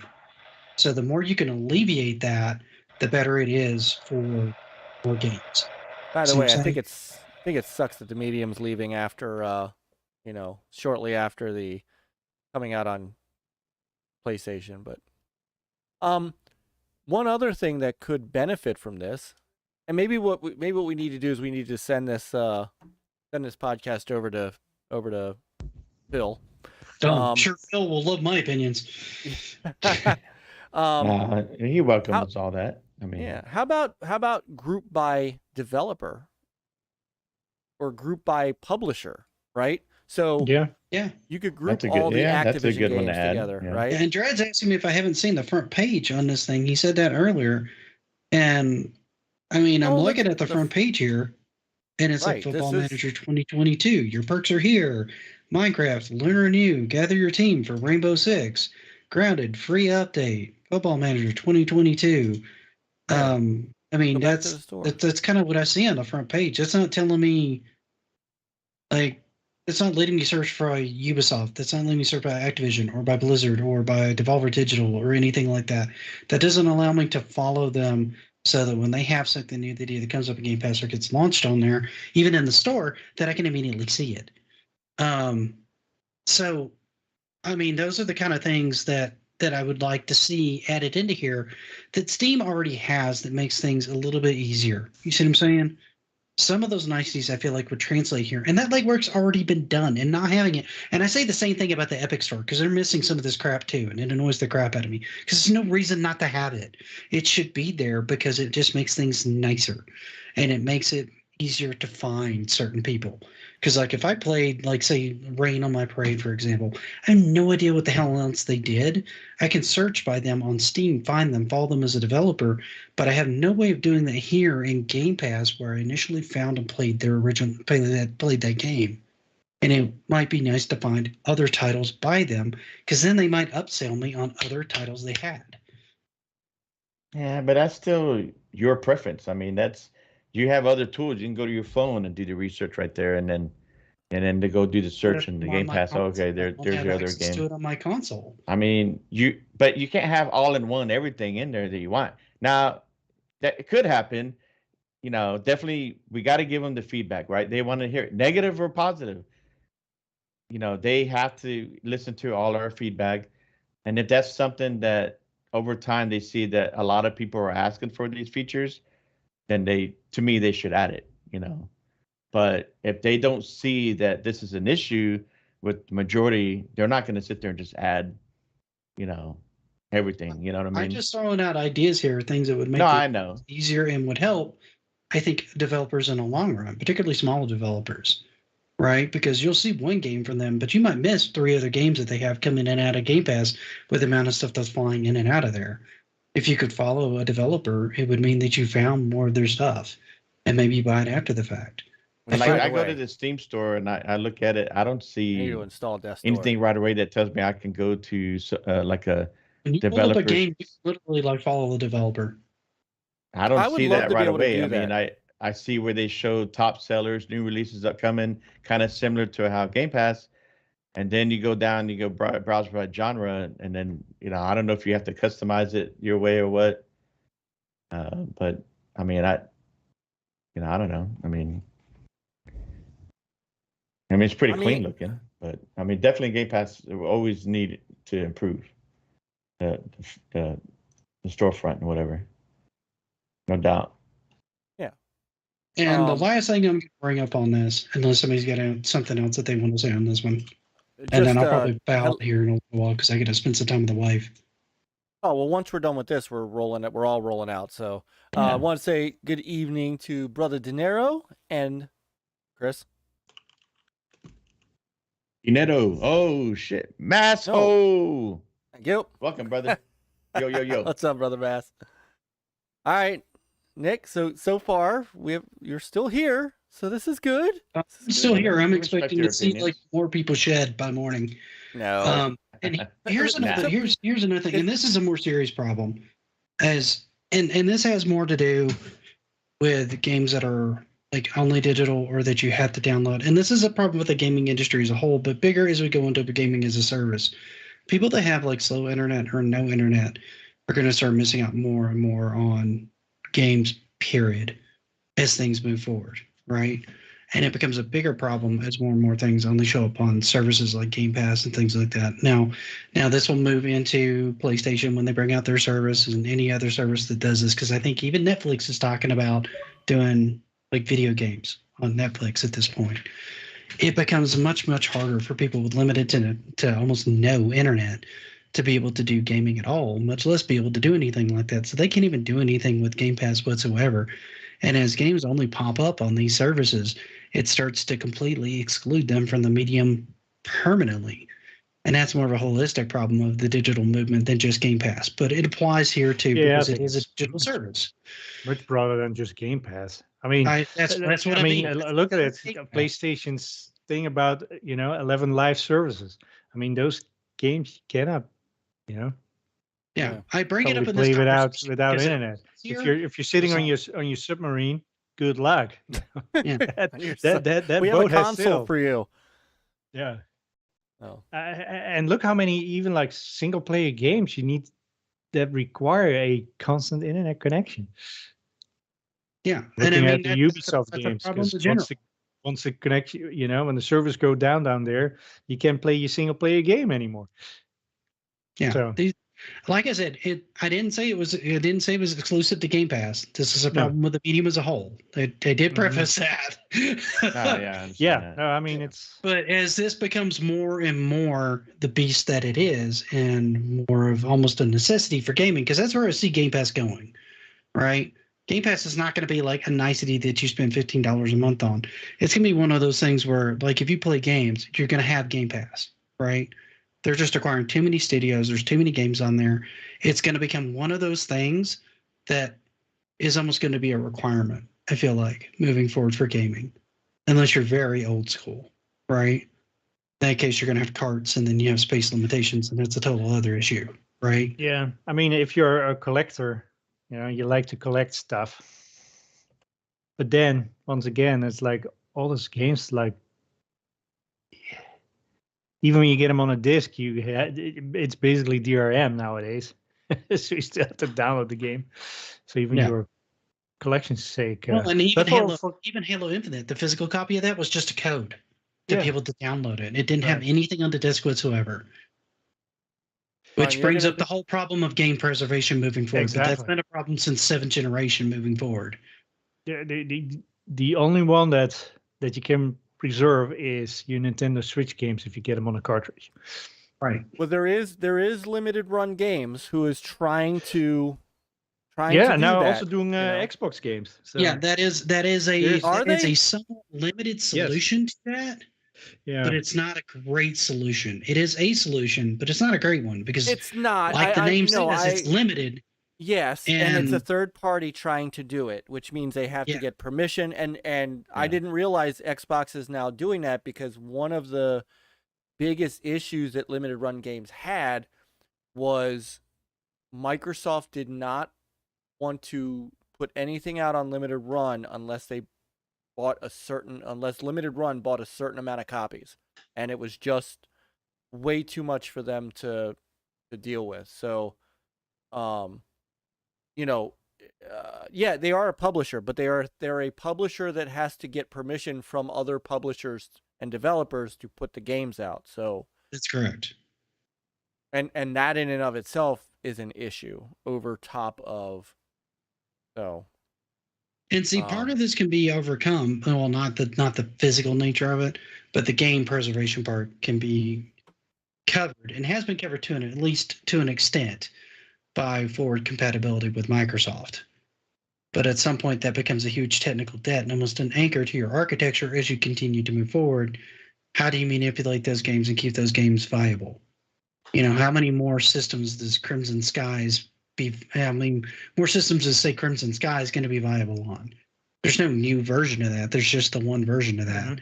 Well, that's why backwards compatibility is so important. Well, yeah. How long does that work with you, and when does that become an anchor to your system?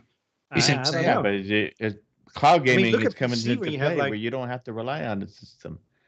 I mean, thanks to PC, like DOSBox, you know, you can still play some old games. Yeah, games. You can on DOSBox, but you're not necessarily going to install DOSBox on your console either. No, but maybe they will have kind of wrappers that will do the same kind of thing. You know? I mean, that would be good, but I mean, when does that investment not become a viable investment anymore? Is the question. Well, the problem I have with, because I do have a legitimate problem with that from a standpoint of Microsoft. I understand that they want to control the emulation on their system. That's why not all games are backward compatible by default. If they wanted to, they could. They could do I'm not trying to use the word RetroArch to say they run RetroArch on their console. They could do a generic wrapper like emulators do these days, and then you could just pop your disc in, have it read the disc, and go. Right now, what happens is you put the disc in, it goes and downloads the program off the cloud. It does not download your game off. It's more disc. a DRM. You know, it's exactly what it is. Your license, it's the disc, even though it has the. Yeah, but yeah, once they crack that nut, or once they make it available, you know. Then we will have BC for all those OG Xbox games. And so I have no idea if Xbox can run DOSBox. I would imagine it would if you put it in like developer mode and loaded it. In developer mode. So in developer mode through RetroArch. RetroArch has a DOSBox libretto. So they can use an FPGA plugged into an expansion port. He just messaged Phil and John. Very good. If you get that, that expansion port could do something like that. But there is, at some point, I always say, hey, that's what I got an OG Xbox and an Xbox 360 for. But my OG Xbox could last another day, right? And then what happens when those become harder and harder to buy because they're all breaking down and you can't get disk drives and stuff like that, and all of a sudden you're kind of stuck with games with no system to play on. And 360 was notorious for red ringing. I know I had several of them do it myself. And I will say that is one thing that I applaud companies like Polymega for trying to accomplish, because remember the Polymega base console, plays Sega CD, TurboGrafx CD, Neo Geo CD, PlayStation 1, and I know I'm missing a Saturn. So they should do OG Xbox too. At some point, I mean, so companies like that are attempting to solve the problem of what happens when you can't get these consoles anymore. And that is something that Microsoft could absolutely fix in a heartbeat by generically allowing. I mean, they right now, if they wanted to, they know the emulation's out there. They could easily open it up so that it doesn't matter, as long as you own the game and it reads off the disc. I think you bypass all the licensing issues and all that stuff, and then you can put whatever game you want in the system and play it.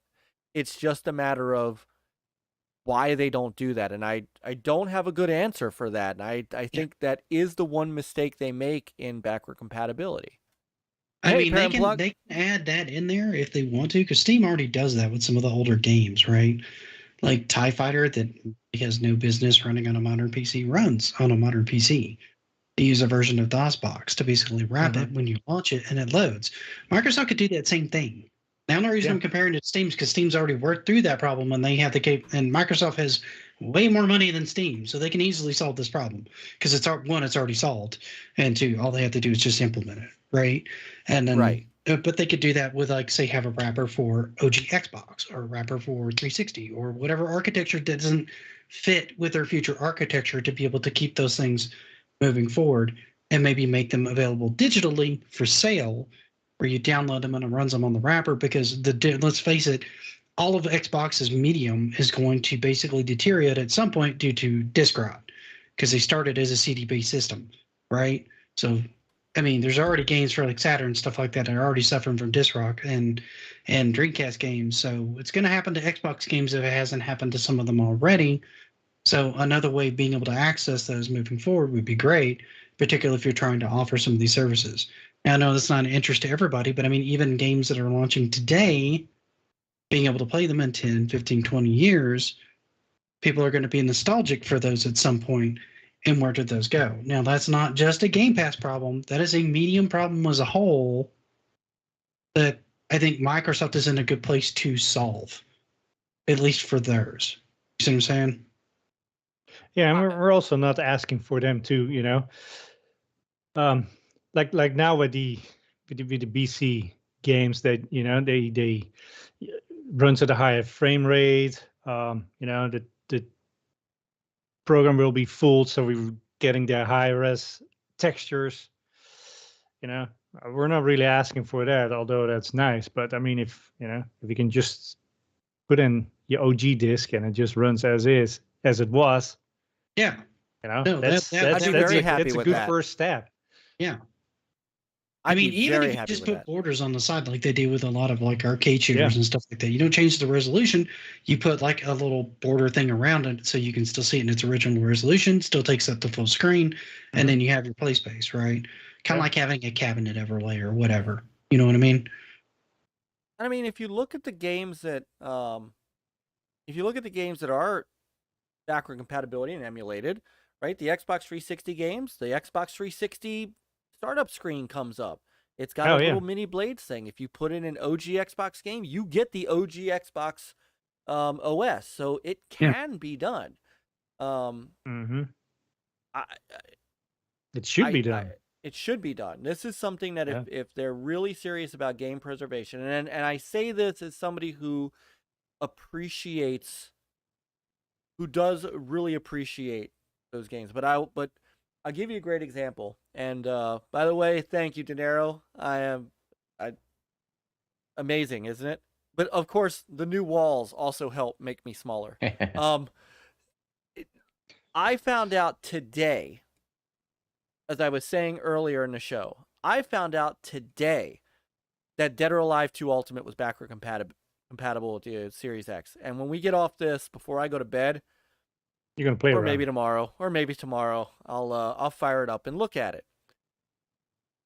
I should be able to, if you really want to do it, I should be able to take that. I should have been able to take that game and put it in there anyway, right? I should be able to take True Crime, Streets of LA, and put it in there and play it. That's if they're serious about true game. You should be able to put your Kinect Sports in there and fire it up with your Kinect. Son of a bees. Don't. Why you have to cut me deep? I mean, this is one of the things that Microsoft has done better than the other console manufacturers, right? Absolutely. The next closest I would say would be Nintendo, because the Wii U would play the Wii games. So they were doing that and already. The Wii would play GameCube and the Wii would games. play GameCube games. So they were doing some backwards compatibility before. Microsoft has done it better than they've done, which is laudable. I would like to see them continue to carry that forward, particularly as we get more and more games that are just a digital medium that even what you're getting in the box is like Dripple said, just a key, which is what PC moved to ages ago. And PC had to address this issue a long time ago, and they still don't have it 100%, but it's probably like one of the best ones out there just because they've had the problem longer. You know what I mean? Are those license contracts written differently than what it was on PC? No. I mean, games go off of there all the time, like DuckTales disappeared. No, I mean, right. I mean, not that you can purchase them, but you probably can still download them. Yeah, if you have, the problem becomes if you have it downloaded and you remove it, it won't be on the store for you to re-download, so you have to keep it on your drive. But don't you see that in your list of games that you own? And yeah, but if it's not in the store, I don't know that you can still download it. Oh. I don't know. I think I struggled with DuckTales because I had bought it at one point, and I think I removed it, and I don't think I could reinstall it at one point because it just wasn't available. They had to completely remove it off their servers because of licensing problems. They couldn't even have it there. So it's a problem with digital media. Yes. Like straight up. It's a digital media problem.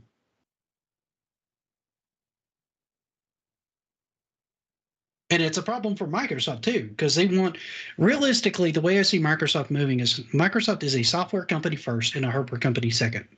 They're only a hardware company because they won't have a console. They really have always been a software manufacturer. And I see the more and more Game Pass becomes its own thing, that they're just going to have it everywhere. And while they might offer a console, a lot of people aren't going to be playing it on the console. They're going to be playing it on whatever they prefer to play it on. And Microsoft will be okay with that. Right? I could see a day later on where a PlayStation console would have access to the Xbox app, and then you're playing Xbox games on your PlayStation, which is weird and sounds bizarre, but Microsoft wouldn't care. No. They still got you on the service. What's it matter to them? They don't care. They wouldn't care. PlayStation will because PlayStation they want on care, their but if subscription PlayStation service. makes their own version and you can have that on the Xbox, then are they really going to care so much anymore? Then it becomes an application war. Who has the best titles on their service, right? Well, and that's why they are like buying all these publishers. I mean, all these studios. So, I mean, it's really kind of going that direction. And honestly, Cable's had that problem for a while where you have the applications, but they don't offer it out of what they call out of footprint, which means out of this normal service area. But if they did, then you'd have all the cable companies vying for deals on their different applications over your broadband provider, right? So, and they don't have that sort of agreement in the video game industry that they have in the cable industry that I know of. So it's kind of who pulls the trigger first and what comes with the medium as a result of that, right? Because when it starts doing that, because if you go back to like the streaming model, like Netflix and Hulu and all those and Amazon Prime and all those, they have to constantly churn out like banger after banger, struggling to keep subscriber count, right? And you'll see that more and more as more of these services go. Right now, Game Pass is an oddity, right, in the industry of offering a great value and having tons of titles and only having and being one of the few services that's out there. As you get more and more of these services in existence that will start to do what Microsoft does, I think you're going to start to see things shift in weird ways if we're not careful with the way that we tell them we want to spend our money. That's kind of what I wanted this discussion to kind of bring to mind tonight, right? It's not to bash on Game Pass or bash on Microsoft. I've been a fucking Microsoft fanboy since the original Xbox. I got it day one. I got the 360 day one. Matter of fact, I think I've had 4 or 5 360s. I've had an Xbox One. I want a Series X. I have Game Pass on my PC. I am a Microsoft fan. I'm also a Sony fan. I'm also a Nintendo fan. I'm also a PC fan. I just like games. What's wrong with you? What's wrong with you? You just like games. You can't like games. You have to love plastic, and only one of them. That's right. Just You have kidding. to be you have to see. Remember, you get a trophy from the that plastic thing of choice. That if they win, you get like a trophy. Yes, you can beat an eco fan. Nobody's ever given me a trophy. Maybe a participation trophy once. Right. Except Earthworm Jim. You don't have to like Earthworm Jim. Thank God. So yes, Cyrus and the Amico too, but the Amico has to be here first. I want to. Damn it! I want the. It's your. They all praise your chosen I have box. my Amico, yeah. Right. I want my Myke already has an Amico. Amico, just not telling us. Yeah. Yeah, the that's scenes. what it is. We That's can't what see it the is. other side of that room. There's probably Amico already hooked up. People would kill me if I had. Yeah. That's why you can't let them know. We must sacrifice the one who calls himself Myke. All praise your chosen box. So. Well, it is. Go ahead. This whole Chris. deal with all digital, honestly, I loved all digital. No matter what service, Netflix, whatever. I don't care for physical, and I understand the worry about, preserving a lot of this stuff and going forward, and what digital rights do we have? If we buy some of this digital stuff, will we be able to access it in the future, and so on? And how's that going to happen? I don't know. It's so overwhelming. There's so much stuff out there, and everything's going digital. I just worry about what I can play now, and if I want to play something that I used to own, I try to find a way to how can I still do that? Do I have to own an old school retro console, or maybe buy a emulator box, which I did. I did buy I'm trying to remember the name, but so I can play some of my old Super NES cartridges instead of playing it on the. Oh, did you get a Retron? Yeah. Oh, that's So right. You did say you got a Retron. I did. So that way I can still play those cartridges a lot easier, and not because when I hooked up the Super NES, man, it's rough. So there's so many different ways you can try to play a lot of these games that if you can't play it digitally, and Xbox and Sony and Nintendo, a lot of it too comes down to license. They can't make every game BC supported digitally, but physical, it's kind of rough. And we have to rely on third parties to provide that way of we can still use our physical. See, the main reason I brought it up here is, like, when you talk Super NES, you talk NES, you talk Genesis, those all have carts and everything's on the cart. So you can pull that off and you can store that in a ROM somewhere. Yeah. You start talking about things like, you start talking to Halo Infinite, you start talking Outriders and games like that, right? Particularly ones that have like a server that you have to connect to, whether you're playing it solo or not. Finding ways to be able to access those moving forward. And this has been a growing concern of mine. This is a completely different topic. This isn't even Game Pass. This is just a concern topic, right? To kind of leave people with as we sort of wrap up the evening. Is that what happens with these games later? These games that you love and now, what happens with these down the road? How do you make these work down the road? It's something that I think people need to keep in mind. It's something that I have in mind, because I buy most of my stuff on iTunes. I'll buy stuff digitally on iTunes as far as movies and music.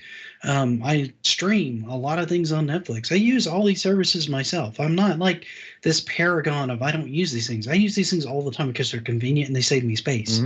Yeah. But it's also a concern in the back of my head of like, well, what happens down the road when I don't have this, or this gets removed, or this happens?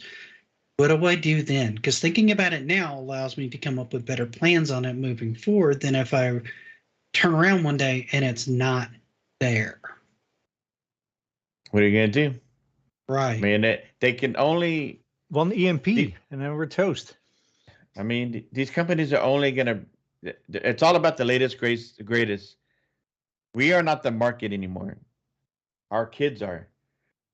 They're going to cater to them. So if our kids want to play a lot of these games in the future, like Halo Infinite, then it's up to them. And if they want it, and it comes down to paying for these subscription services.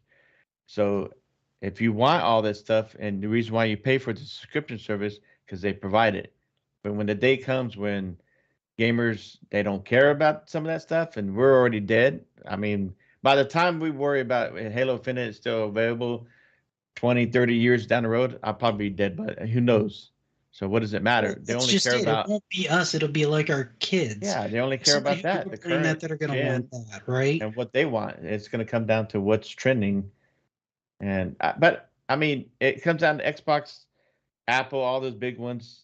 They have to find a way to, if they want people to continue paying money for their services, they have to find a way to where these stuff will still be available going forward. And that's what Phil says now. It could change later on when someone else is in charge, and then also what's trending and what the market's dictating.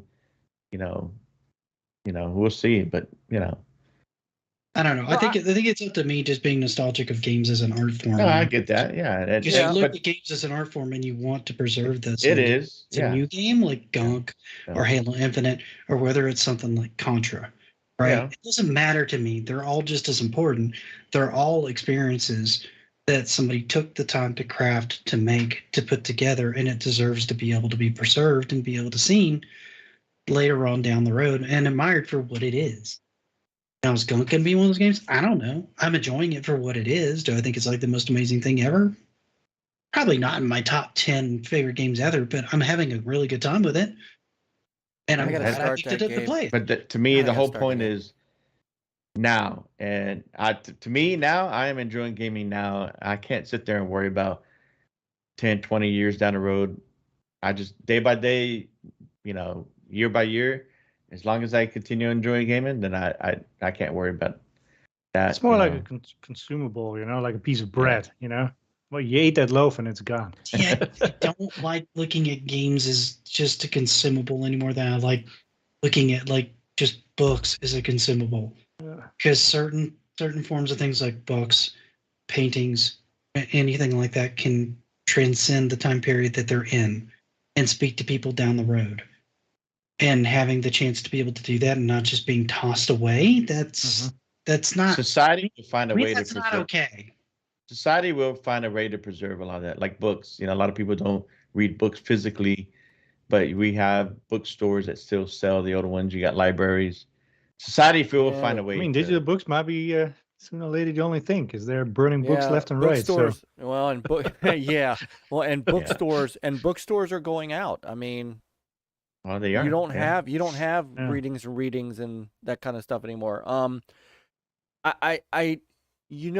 As you guys have been sitting here and debating that, something has kind of clicked off in my head that I didn't really think about before, and that is this conversation sort of sells the idea of those subscriptions for modern gaming, because I think that what's happened is we've gone away from the days where games are so iconic that you have to have them. And what I mean by that is if you plunk down $60 for a game, right? And you have the disc and you have the code, right? You feel like you own that game. And then 20 years down the road, you can't play that game on anything anymore, and it's just sitting on your shelf. I've got original Intellivision games that are just sitting on my shelf because honestly, the original Intellivision can't hook up to a modern day TV very well. It just can't. Yes, you can make your way around it, but it really doesn't. But well, and even just looking at even if you could hook them up to your modern day TV, you will lose some stuff that CRT used to be able to do. Yeah. Yes, Myke talked to us about that when we had him on in 2020. What I'm getting at is the subscription, and I'm gonna piggyback off of Chris's point. See, Chris, I'd say things that you say too. Thank you, sir. When you're I do feel like if I'm subscribed to a service and a game leaves the service, okay, there's other games in there. I understand that I'm renting a service. I do think that there is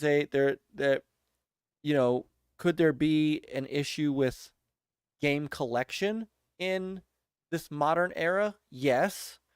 But I also think how many people are buying CDs anymore, right?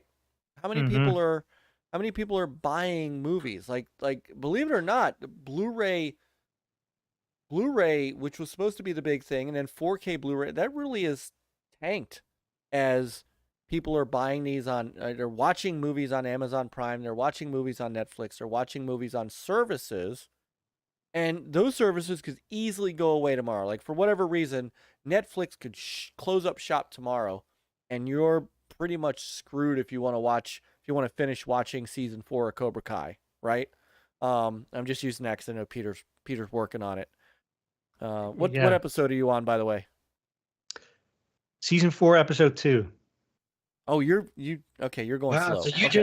just kind of started season 4. Yeah. Yeah. Mind Like, you, there's only like it's a little 8 pulling episodes. teeth though. Hopefully I can get through a few Oh more God. episodes to Let it I don't know. It's so let it's getting kind of that's what I have with the previous seasons too. It's kind of conniving and other stuff. It's like I don't know. I want more. let it simmer.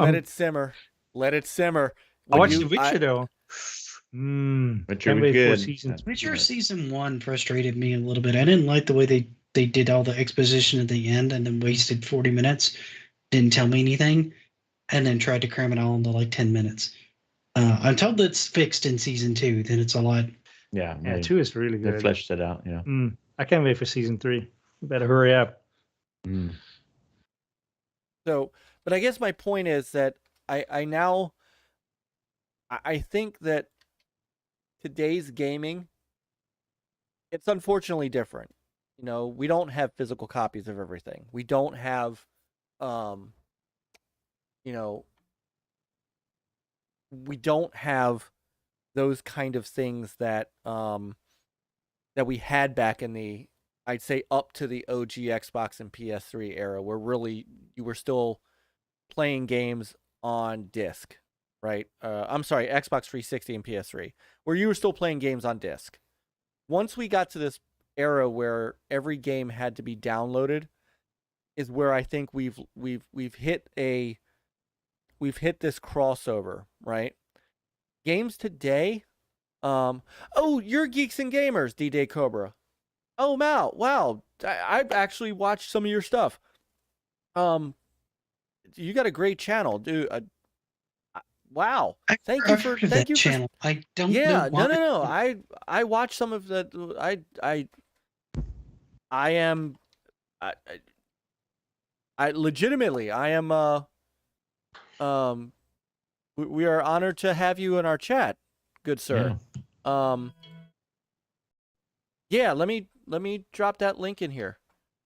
Now I will explain. Let me put a disclaimer in here. No, I can drop that link. Let me put this disclaimer in here. It's not strictly gaming. It is it is an opinion channel, but I do like it. So again, thank you for stopping in. So the and that's, and you know, that's where I think we've crossed the Rubicon, right? And I think the games now have become less collectible than they were before, which also means that they're not going to be valuable. These games starting on Xbox One and PS4 are really not going to hold value. And that's a shame, you know, and it's going to affect the indie developers more than it's going to affect anything else. So to me, the Game Pass subscription, if Sony does something that's worthwhile, and I've said this and I will continue to say this, if whatever this new service Sony brings out has day and date PlayStation games, like I can play God of War Day 1, I'm in. I'm happy to be in. Because there's a lot of back catalog of PlayStation games that I've never bought. I would love to play. So, I think there's games like God of War, Horizon Zero Dawn, Ghost of Tsushima. I think people will come back and look at those games 10, 15 years from now and go, wow, that's still an amazing game.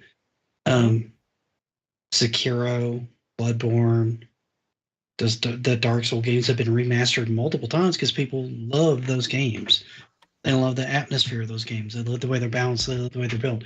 There are new memorable games that are going to be just as memorable as, like, say, Contra or Mario Brothers were to us when we were kids down the road. They're there. They're being made all the time. My worry is that they're not going to have the chance to be remembered 10, 15 years down the road. And they that's should a shame. be. They deserve to be. They're that good. And that's a Yeah, shame. but we are in, I think we are gaming today is in the best position than before, where before you had to rely on keeping an older system and keeping your physical stuff so they can continue playing. We're in a better position now that where you have more games that are going to be preserved going forward. And Xbox has already put themselves in that position where Mm-hmm. we can play our old games from all the OG, and they've gone I back and love done that. BC, and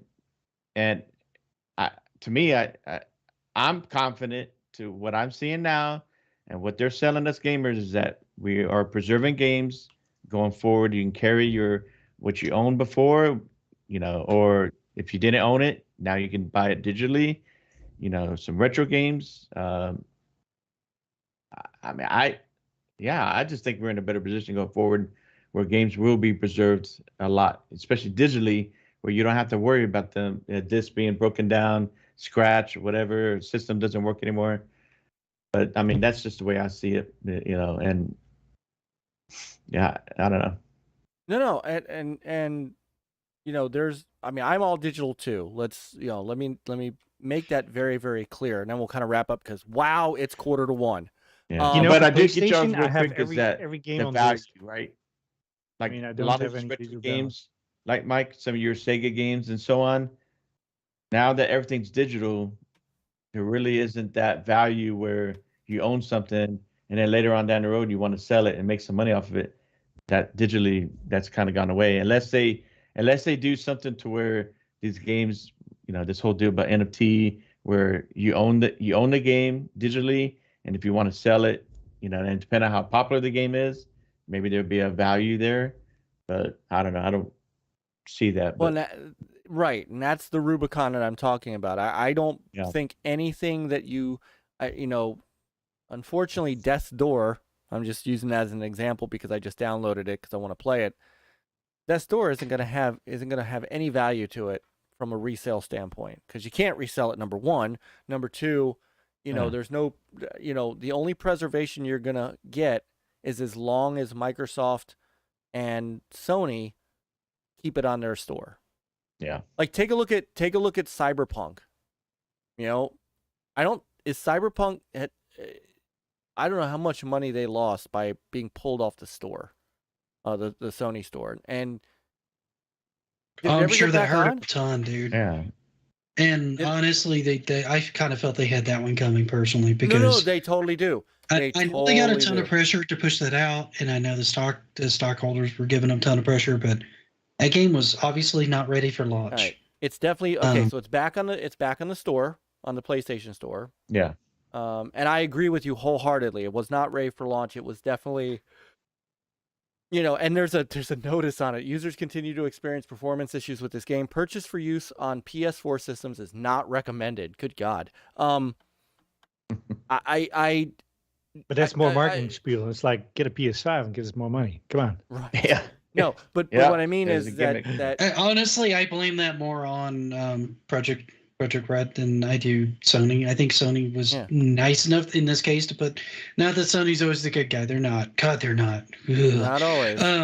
But it was good for them to put that disclaimer up there because I could see a lot of people still buying it now, having seen the hype. Well, and and also everything like else, it's harder to somehow return missing stuff. it. Yeah, I mean it's harder to return stuff on the PlayStation Store. Yeah, like on the Xbox Store, it's if you haven't played for too many hours. Yeah, Steam does it. You the can same get a way. refund. If you've played like I want to say under like 2 hours or something like that of a game, you can almost immediately get a refund. Yeah, It's like a non-issue because I had to do that with a VR game I was really excited about, and the moment I booted it up, I was like 4 feet. I was almost halfway in the ceiling, looking down at the console I needed to use, going, "The hell." So I tried like uninstalling it and reinstalling it, and it did the same thing. And I'm like, can't play this. 5 feet in the air, can't touch the console. How am I supposed to play it? And I went, here's your money back.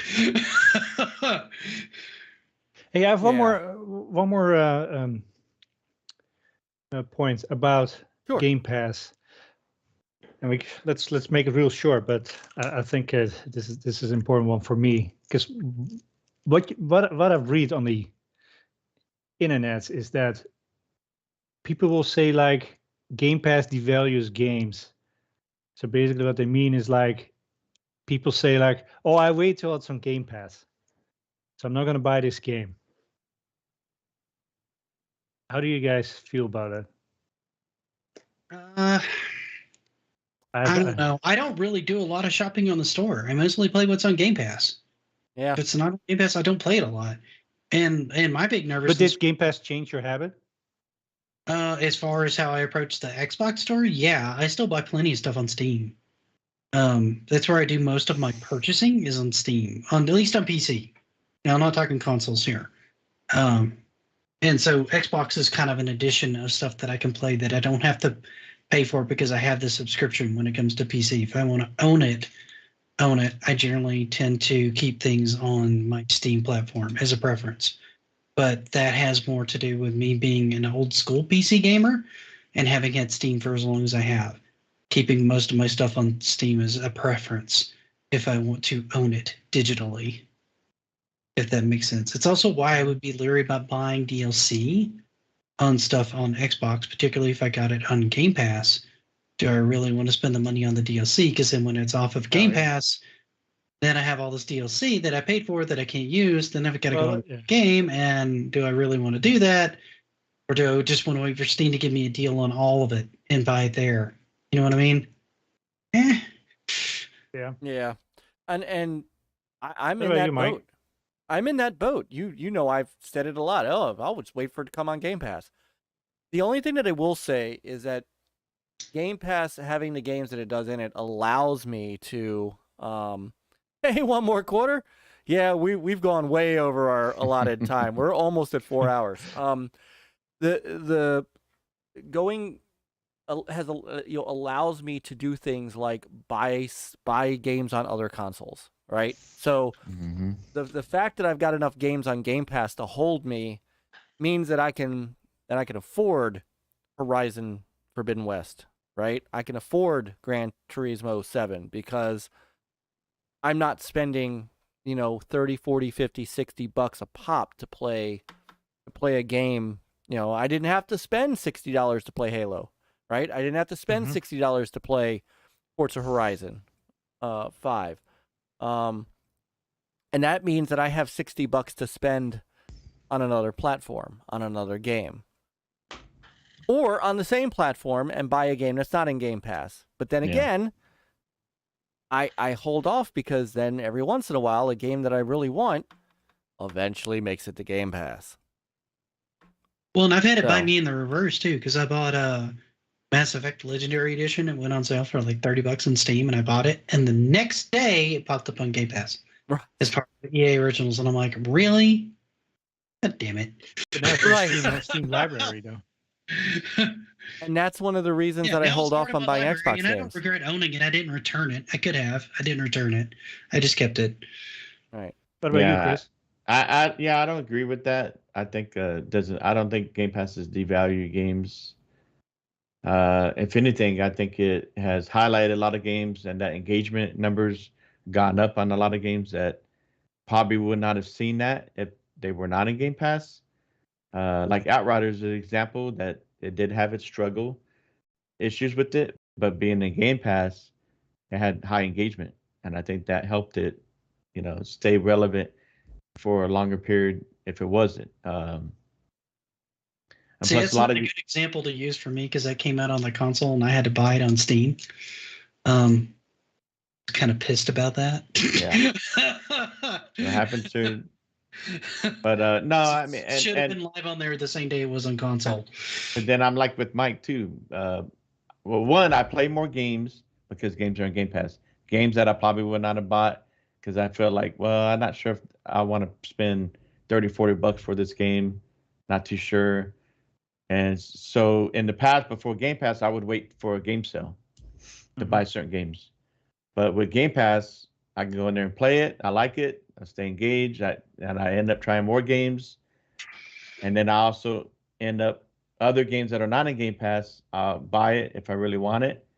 And, so I think, and then plus we saw that Halo Infinite being a first party, also in Game Pass day one, still sold well overall. So, yeah, I don't see that devalue.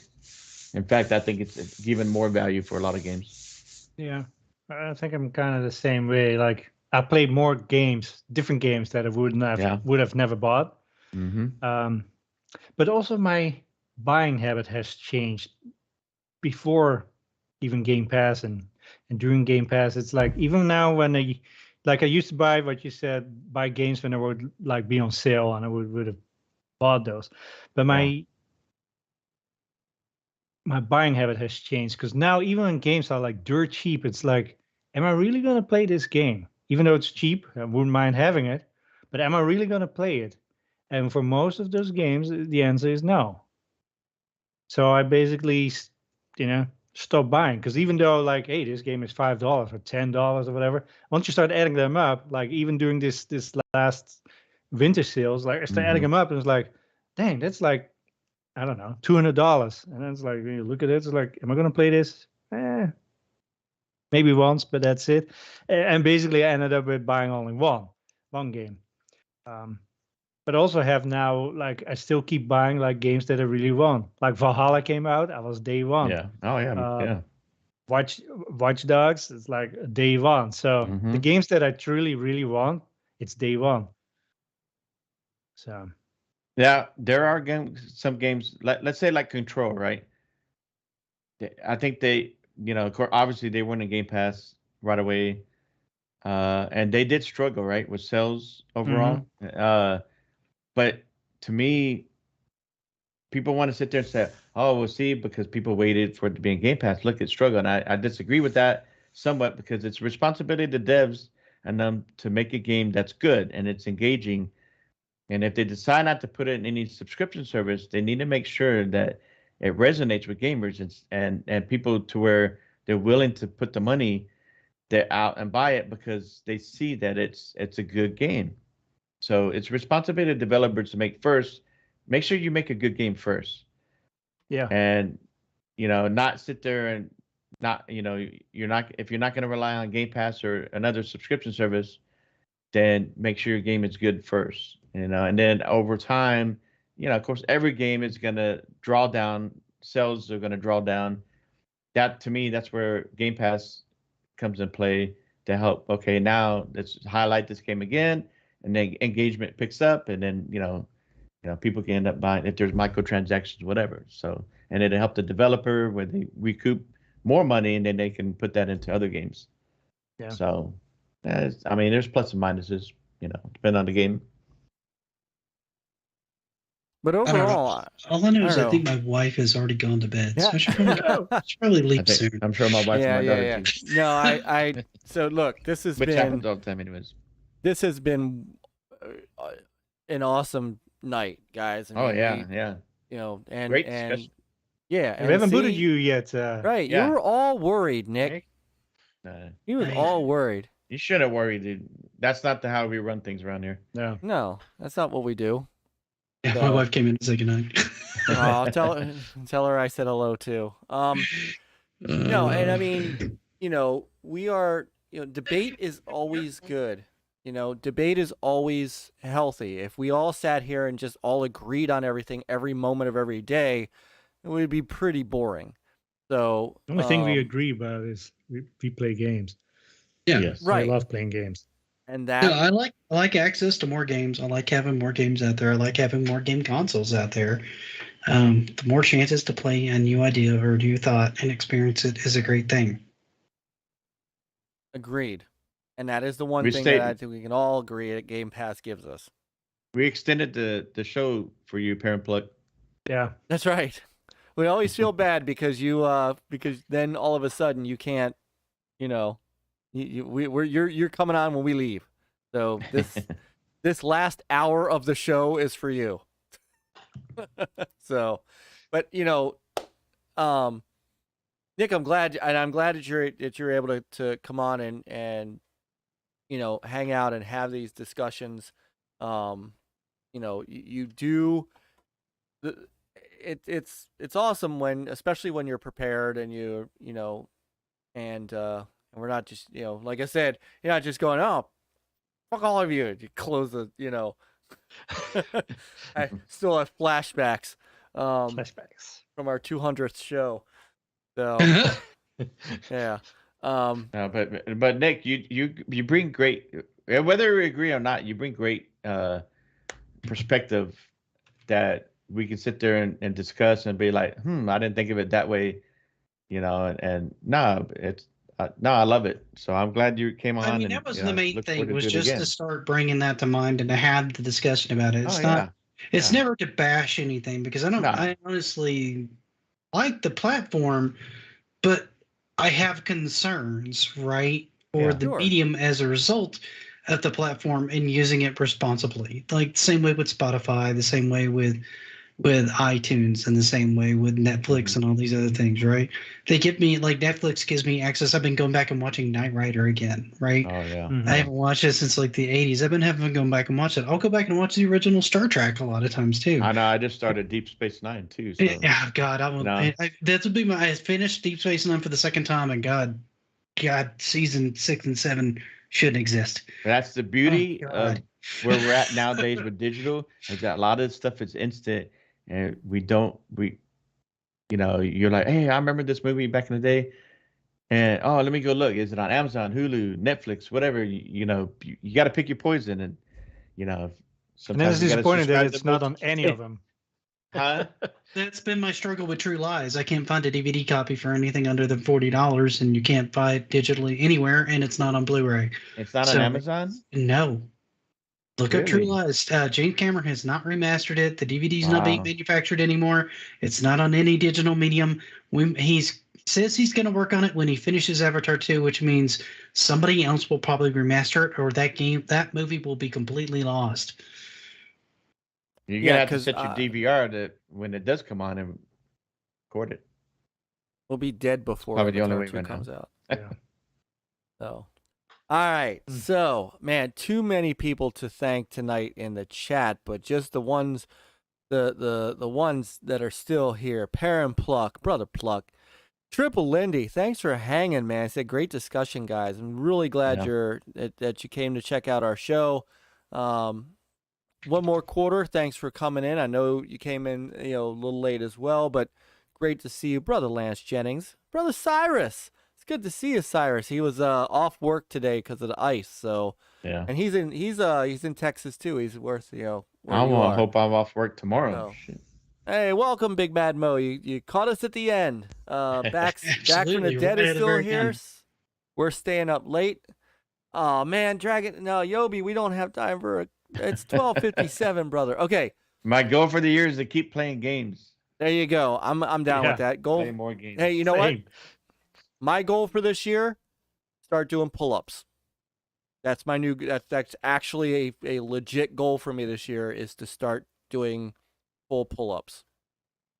I've already got this going. Now it's time to do actual full pull-ups. So I don't know. My goal was kind of stupid. I was going to try to hit 1,000 subs this year.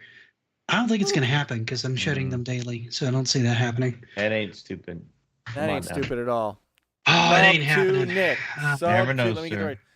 Sub my brothers and sisters in the chat. Sub to Nick. Only if you like the content. Don't just sub to sub. If you like the content, cool. You'll like the content.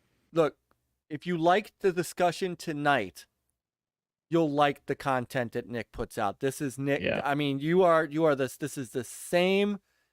This is the same Geeks with Cash you see tonight that you see in his videos. I can vouch for that. Except for when I'm playing Mega Man or Earthworm Jim. Except for he's playing Mega Man, and then that is worth the price of admission right there.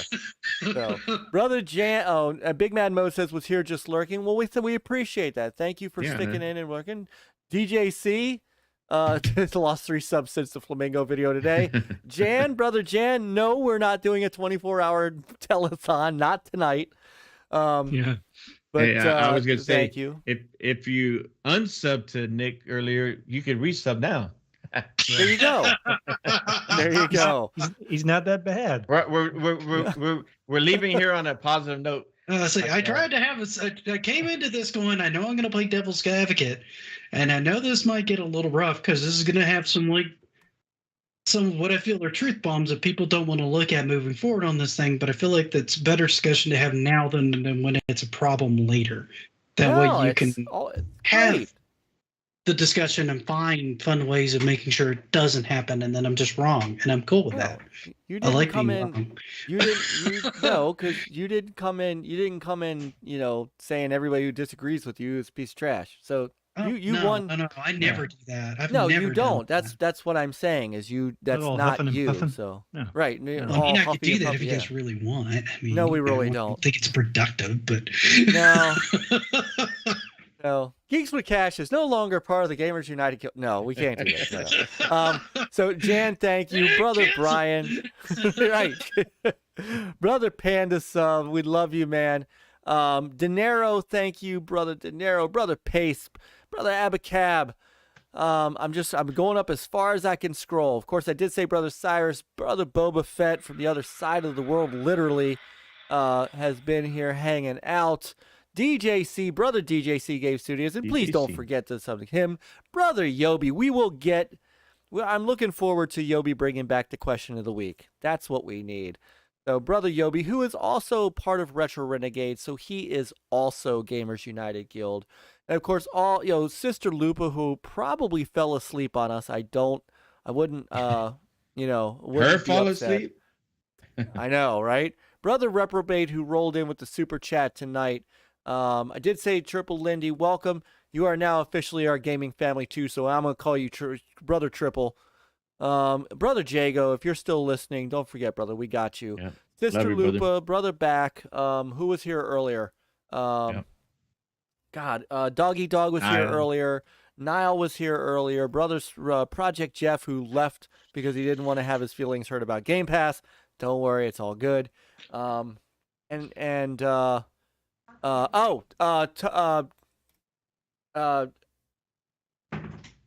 on, because I want to make sure I get his name right. He was here last week. He liked it. He's probably hopefully he's still here and just kind of listening. Give me one sec.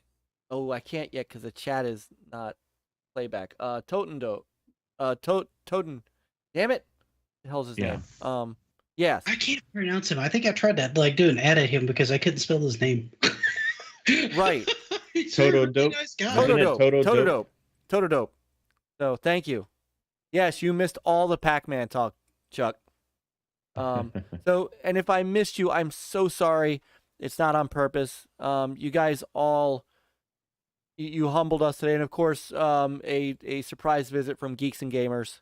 Noof, brother Noof was here. Brother Titan Drago was here. Sister Lupa. Sister Lupa. I already said. Sister Princess Zelda was here. Mm-hmm. Brother Titan. Axel was here. Brother Invader was here. I didn't even get a chance to say hi, Brother Invader. So now I feel like shit. Lady Ventress. I missed anybody. Brother Carlo. Brother Carlo. I did say Lance. Qeorge. Brother Qeorge 72. Popped in. Yep, I said him. Brother Carlo did pop in at the beginning. And I'll even say thank you. Masshole. Yep. Dork Side. Yeah. Masuko. Brother Masuko was here. So. Lemon. Brother Lemon was here. Classy Gaming Fun was here. Fun. Yeah. Yep. I think we almost. I did say Lance Jennings twice. I saw TV Hasselhoff. TV's Hasselhoff was here. Masuko. Yep, we said Masuko. Big Mad Mo, who was hanging out. Janong. I did say Jan, brother Jan, who, no, we're not doing a 24-hour stream. Sorry. I want to say thank you to our Russian bots. I'm sorry we had to. There's plenty of those. We had to block you. Now I got an edge. There's only like 4 or 5 of them. I sniped at least 3 of them. But hey, it's a It's a view. We'll take it. Hopefully though you did hit the like button on your way out before you were blocked. Did you mention Nick's #1 fan? No. Panda sub. Oh, Panda sub. I did say Panda, Captain McFury. So and Doggy the guy dog. I did say doggy dog, and I'll even say thank you to the dude that came in trying to start trouble. So, and then 4GQT. I did. I said Carlo. Okay. So, but he took a temporary hike. Panda's like me. He's been wanting more people to have that discussion, just that not to really come to any major conclusions, but to have the discussion, to at least talk about it. Absolutely. So, no. Back from the dead. Oh, Dread, brother It's gonna Dread. take 24 of course. hours to thank everybody. I know, right? So Dread said, "Let's go. Give me a link. We can go another That's 6 what it hours." takes. That's not happening. So, all right. Thank you, everybody. Please don't forget to subscribe to Geeks with Cash. I'm serious. What you see here is what you get with him on his content. And, don't just subscribe to him because he's here. Subscribe to him because I promise you, you will love the videos he puts out. Many of them are, if not most of them, when he's not raging on Mega Man, really are highly intelligent and the secret and quite password is Ken sends me. So thank you, Triple Lindy. Thanks for the great stream to the chat. Earthworm Jim. Yeah. No, that's the great part about our chat is we're all gamers and everybody is welcome here, and everybody, our rule is you treat everybody, you treat everybody well, right? We're all gamers. We're all gamers at the end of the day. And with that, we'll see you next week. Don't forget, Go Game Go. We're coming for you. Rocket League. We'll set up that date. And so pick up a controller, get some gaming in. Peter and I will see you tomorrow night for Friday night with Peter and Myke as we play some more Rainbow Six Vegas. Rainbow Six Vegas, baby. And play on, gamers. Come on, guys. Happy gaming. Adios, everybody. Have a good weekend.